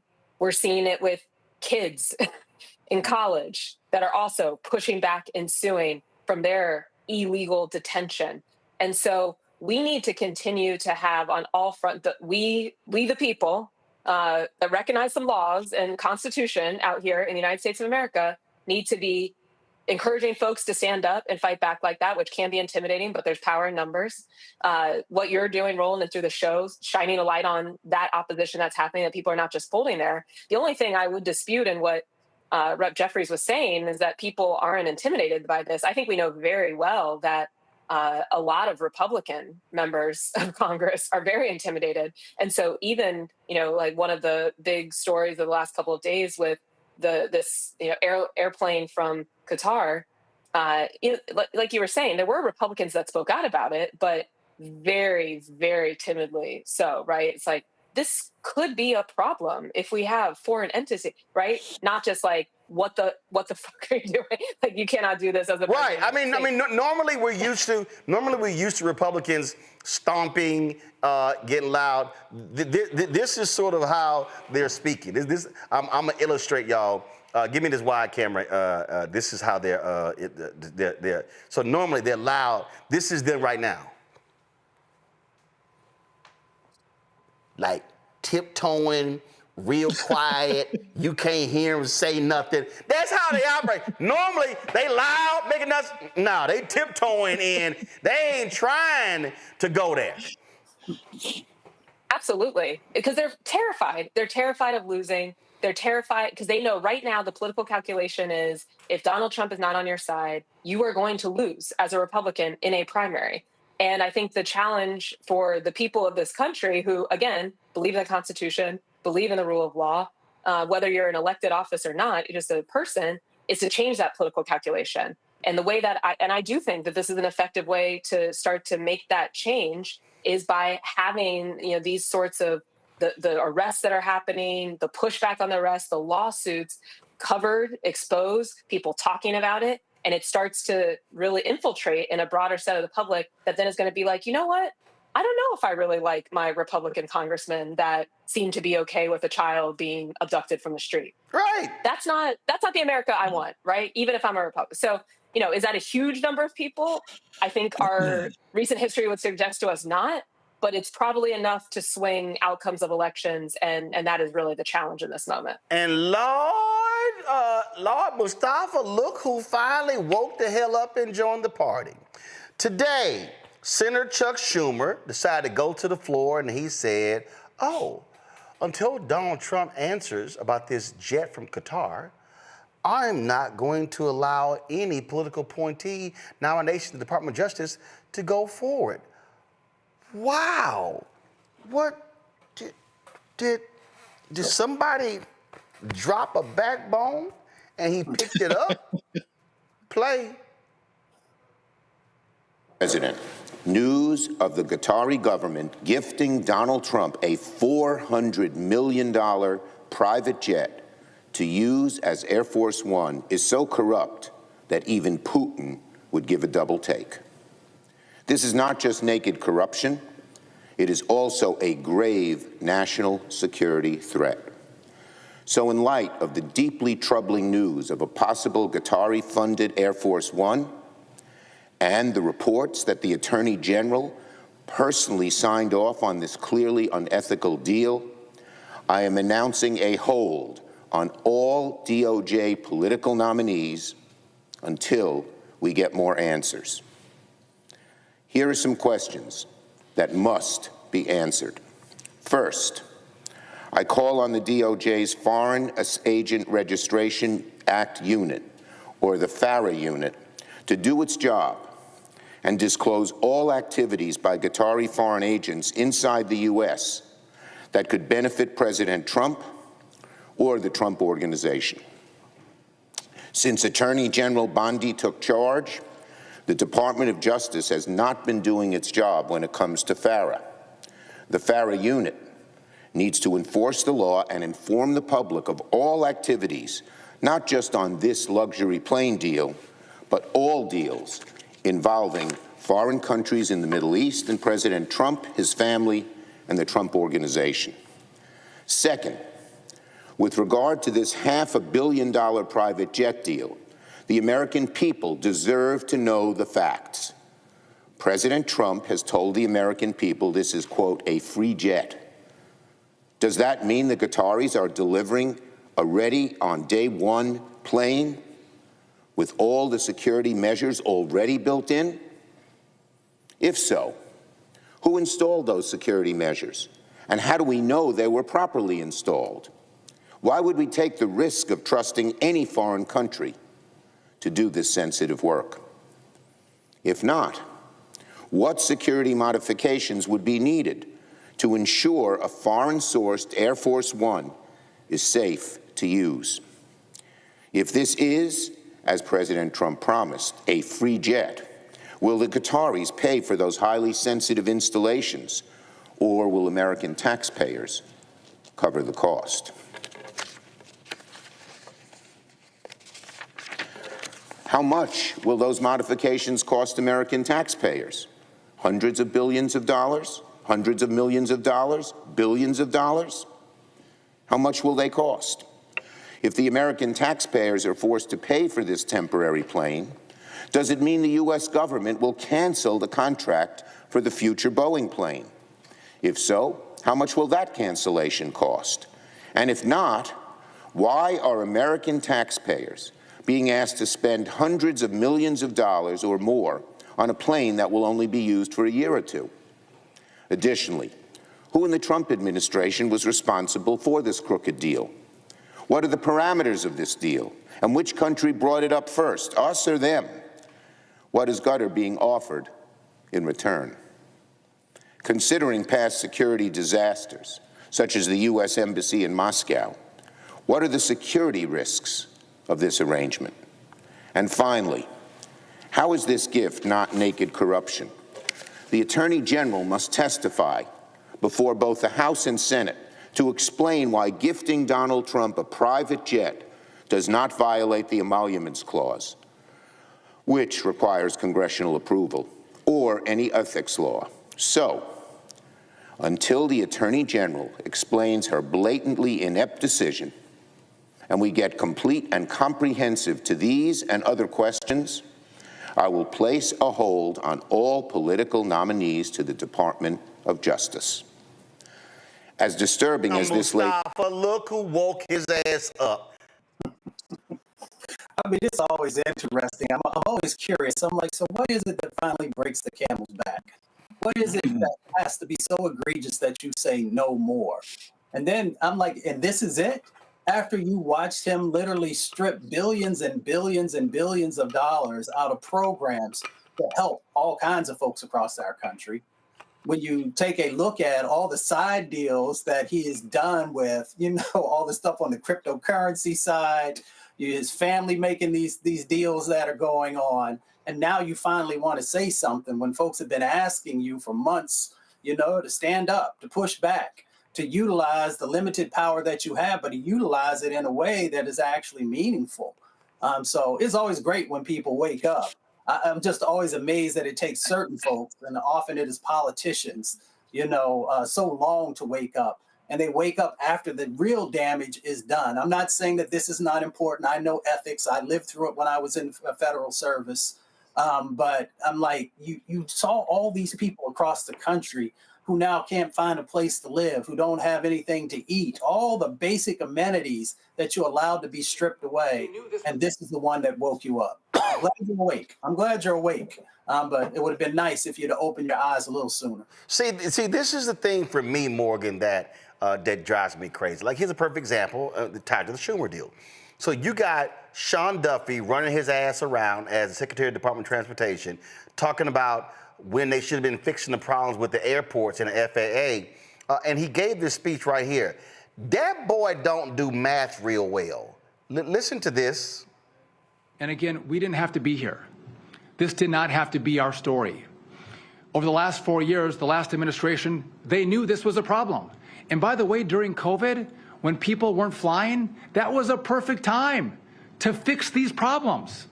But again, they got $1.2 trillion for infrastructure. And again, we didn't have to be here. Okay, y'all might have missed that. So let me just play that 20-second clip one more time, because this boy did not do well in math. Listen. And again, we didn't have to be here. This did not have to be our story. Over the last 4 years, the last administration, they knew this was a problem. And by the way, during COVID, when people weren't flying, that was a perfect time to fix these problems. But again, they got $1.2 trillion for... That was 2020. That was Trump was president. Yeah. That's a little hard for Biden and Harris to fix the problem in 2020, Morgan, when Trump was in the Oval Office in 2020. Absolutely. I mean, this is the danger of somebody like a Sean Duffy is, he's a TV guy. He was on MTV. He's on Fox News. You just you look away for a second and he said 5 more things and then you don't even know which way is up. So again, so important that we have these conversations to break down what is happening and just the ridiculousness of it all. And I'll add, I mean, not specifically in that clip, but just generally this idea that, okay, so yeah, one, Biden Harris was not in charge in 2020 when everything had shut down.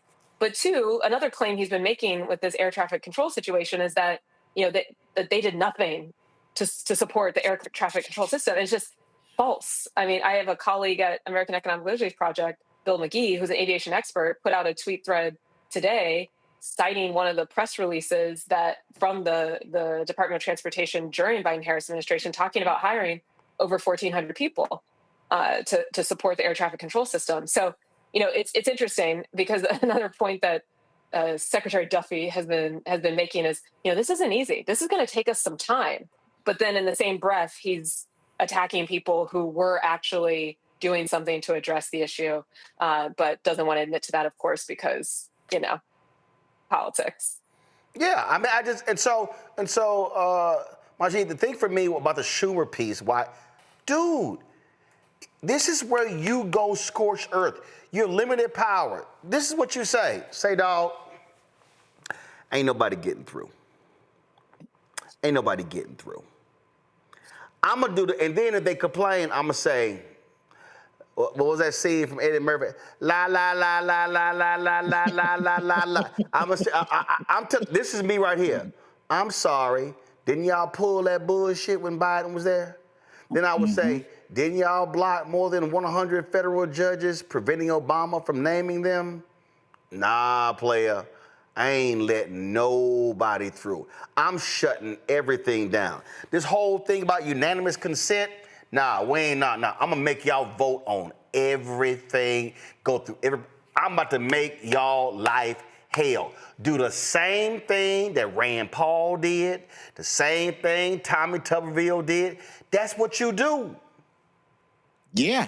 I was going to say, you don't even have to go all the way back to Obama. Tommy Tuberville just did that, was it last year, the year before that? I will say this about Chuck Schumer. I was mad as hell when he wrote that strongly worded letter. I was like, dude, are you kidding me, bro? So yeah, at least he stepped up his game a little bit, and he's blocking the DOJ in order for them to get some answers on that plane. I also like Leader Jeffries, flexing a little bit, with his own go ahead, make my day moment, daring them to come for his reps, because frankly, they're accusing the members of Congress of body slamming cops. Like, did you see that little old, I don't know her name. She's a little old lady. She can't weigh more than 100 pounds. Bonnie Watson Coleman. Yes. I don't see her body slamming somebody. And you know what? If she did, produce the body cam or produce the video, because nowadays everybody's got a video in their phone. If they've got a phone, they got a video camera. So yeah, if it happened, produce the video or it didn't happen. But what I'd like to see out of Congress right now is stuff actually more in line with what Chuck Schumer is doing with this procedural thing, because you're right. They don't have the Democrats don't have a majority, so they don't have that much power to do much. But now is the time to get creative, get archaic. Welcome. Go back in the files. No, go ahead.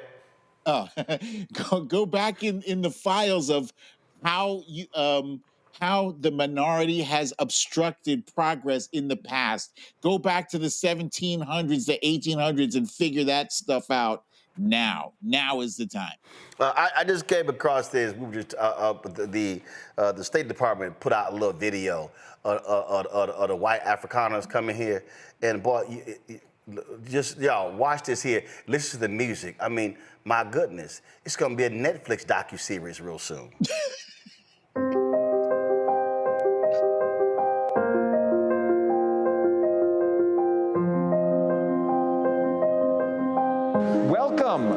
Welcome to the United States of America. A lot of you, I think, are farmers, right? When you have quality seeds, you can put them in foreign soil and they will blossom, they will bloom. And we are excited to welcome you here to our country where we think you will bloom, and we will hopefully allow you to have fulfilling lives for your children, and then we will benefit alongside you. I ain't never seen them put a video out welcoming black people. No. But the real deal here, the real deal about that seed, remember he was commenting, oh my goodness, all these children, that's the seed they really want. They want future white people. And Roland, the thing that's disgusting to me about that is that they talk about, he said something about, oh, you know, what an arduous trip you had, you know, with young kids on this plane. What? Excuse me? They had a nice, comfy ride on a plane. A chartered jet, a chartered plane. Stop it.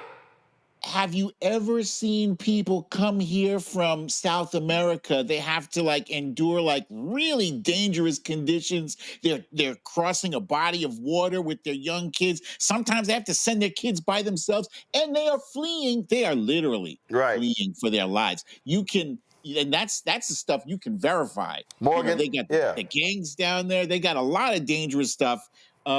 So yeah, there's the only difference is the color of skin. Yep. That's it. In fact, I'm scrolling through Morgan, and I can't find a video like that of black people. Morgan, I'm going through. I mean, I can't find a video like that welcoming black people. Yeah, my guess is we're not going to see that anytime soon coming out of this administration. And again, I mean, just to underscore, and I appreciate, you know, that Majid was mentioning the South American Haitian immigrant. I mean, I was listening to that and thinking of a friend of mine that his family did actually survive a real genocide in Rwanda, was able to settle in Georgia and make a life for themselves. And he went on to go to Stanford. It's like, there are like real situations that require our support. And so, you know, I do think, though, the challenge for us here is we have a lot to criticize on what's going on right now, but I also want to make sure we're starting to think about what is our vision for what we want. And we have some work to do to kind of like reestablish an important value for the U.S. is both making sure people that live here have resources that they need to be okay, like the black farmers, like we've discussed today, but a whole lot of other folks, but also that it is a value of this country to look out for people that are in true distress in other places and to make a home for them here, and that they can be protected. Is that a value for the next 250 years of this country? I don't know. That's up for grabs right now, but that's something that we need to kind of like run down for ourselves as quickly as we can as we prepare for whatever the next phase is going to be. Wow, Mustafa. So I went deep. Come on, go to my iPad, Henry. I went deep. It took me 5 days to find a photo of a black person. This is a photo from the U.S. Embassy in Prague. American troops enter Czechoslovakia. This is celebrating what happened on April 18th. So here we go. That's the only black person I done found on the State Department website. So yeah, that's about it.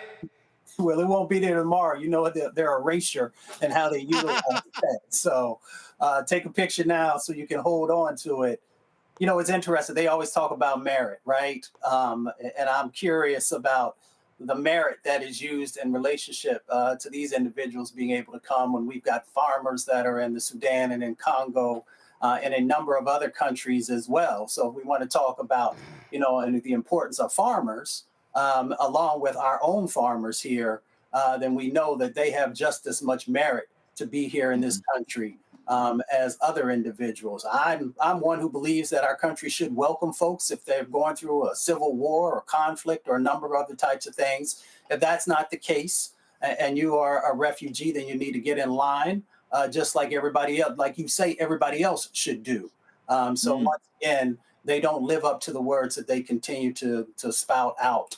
There's no authenticity in their actions or the things that they say. Absolutely. Let's see. Afghan refugees. Oh yeah. Well, but see, no. Those South African farmers, they jumped past the Afghan refugees. Yeah, I can't believe like they left them blowing in the wind. It's just disgraceful. Because they're not white. Risk their lives to help. Because they're not white. And again, we just got to call this thing for what it is.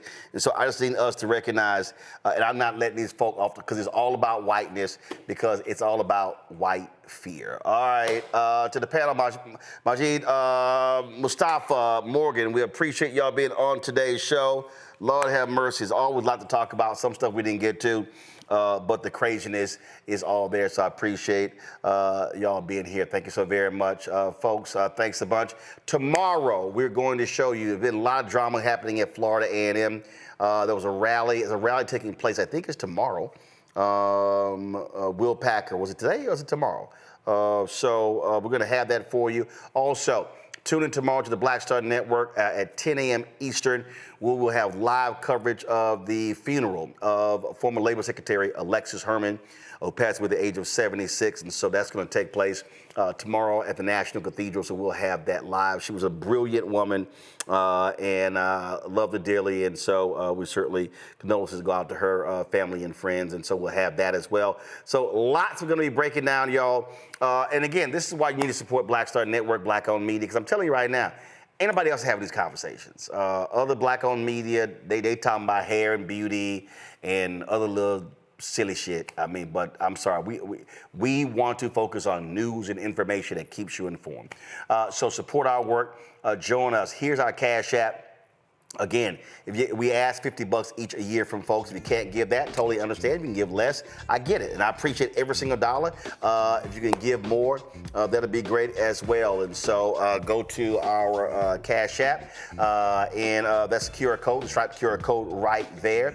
Also, you can send your check and money order, make it out to Roland Martin Unfiltered. Send it to P.O. Box 57196, Washington, D.C., 20037-0196. PayPal, R. Martin Unfiltered. Venmo's RM Unfiltered. Zelle, Roland at RolandSMartin.com. Roland at RolandMartinUnfiltered.com. And of course, download the Black Star Network app, Apple phone, Android phone, Apple TV, Android TV, Roku, Amazon Fire TV, Xbox One, Samsung Smart TV. You can also, of course, you can also get my book, White Fear, How the Browning of America is Making White Folks Lose Their Minds. Available at bookstores nationwide. And of course, get the one I read on Audible. You can get that as well. And let's see here. Don't forget to get our gear. Get our Roland Martin Unfiltered Black Star Network gear. You can get all of that. As well, go to RolandMartin.creator-spring.com. Be sure to get Fanbase. You can get the download the app, but you can also invest. Go to StartEngine.com/Fanbase. And I'm gonna give you all an update. So remember, we had our crash in 2022 of our Mobile, and so we've been working diligently with a company to get it built. We were working with a Black-owned company. We got screwed over by them. I'll give you those updates very soon. The action I'm taking against that company. But I want to give y'all a sneak peek. And so they are building out our new vehicle. And so they sent us some photos.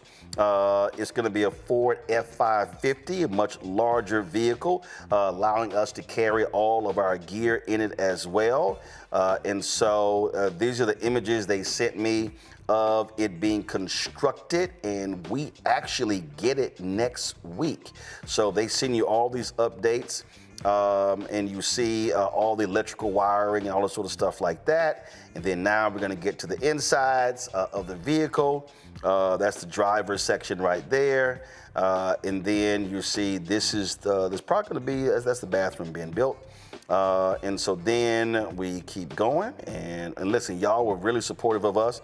We appreciate that. This is going to allow us, when we travel to broadcast, we'll be able to do how we're going to have this constructed. We can actually even do interviews in the vehicle. You see them putting the flooring down as well. These are some of the new photos. You see the LED lighting, and let's see here. That's the outside of the vehicle. This is, I don't know what that is. It's probably the trunk. So more electronics. Again, that's all important. So our refrigerator, our microwave, our counter, and you see it all coming together.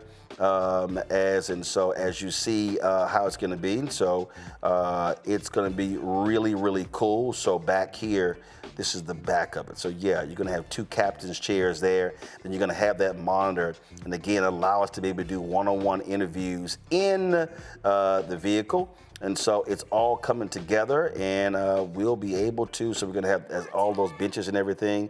And so you see the extra TV we're going to have there as well. So it is going to be pretty cool that's the partition between what we could communicate with the driver. And so that's it. So y'all, we are making progress and looking forward to that and being on the road, broadcasting all across the country. There's some crucial races happening in New Jersey, happening in Virginia. We're going to be covering those races. And so you're going to see us on the road. So look forward to that. And so your donations made that possible. And I told y'all, I'm very upfront how I operate. That vehicle is larger than the Sprinter that we had, so that was $275,000 to actually custom build this Ford F550, which will allow us to be able to travel, carry our gear, carry our team, and be able to broadcast for events all across the country. And so, again, support our work. Cash App, use a Stripe QR code. Please go there. And then, of course, you can make checks payable to Roland Martin Unfiltered Checks and Money Orders, P.O. Box 57196, Washington, D.C., 20037-0196. PayPal, R. Martin Unfiltered, Venmo, RM Unfiltered, Zelle, Roland at RolandSMartin.com, Roland at RolandMartinUnfiltered.com. Y'all funny. Y'all in the chat saying, do you need a driver? I already have a driver. We're good. And so we appreciate that. Folks, that's it. I'll see y'all tomorrow. Holla! Black Star Network is here. Oh, no punch! I'm real revolutionary right now. Thank you for being the voice of Black America. All the momentum we have now, we have to keep this going. The video looks phenomenal. See, there's a difference between Black Star Network and black-owned media and something like CNN. You can't be black-owned media and be scared. It's time to be smart. Bring your eyeballs home. You dig?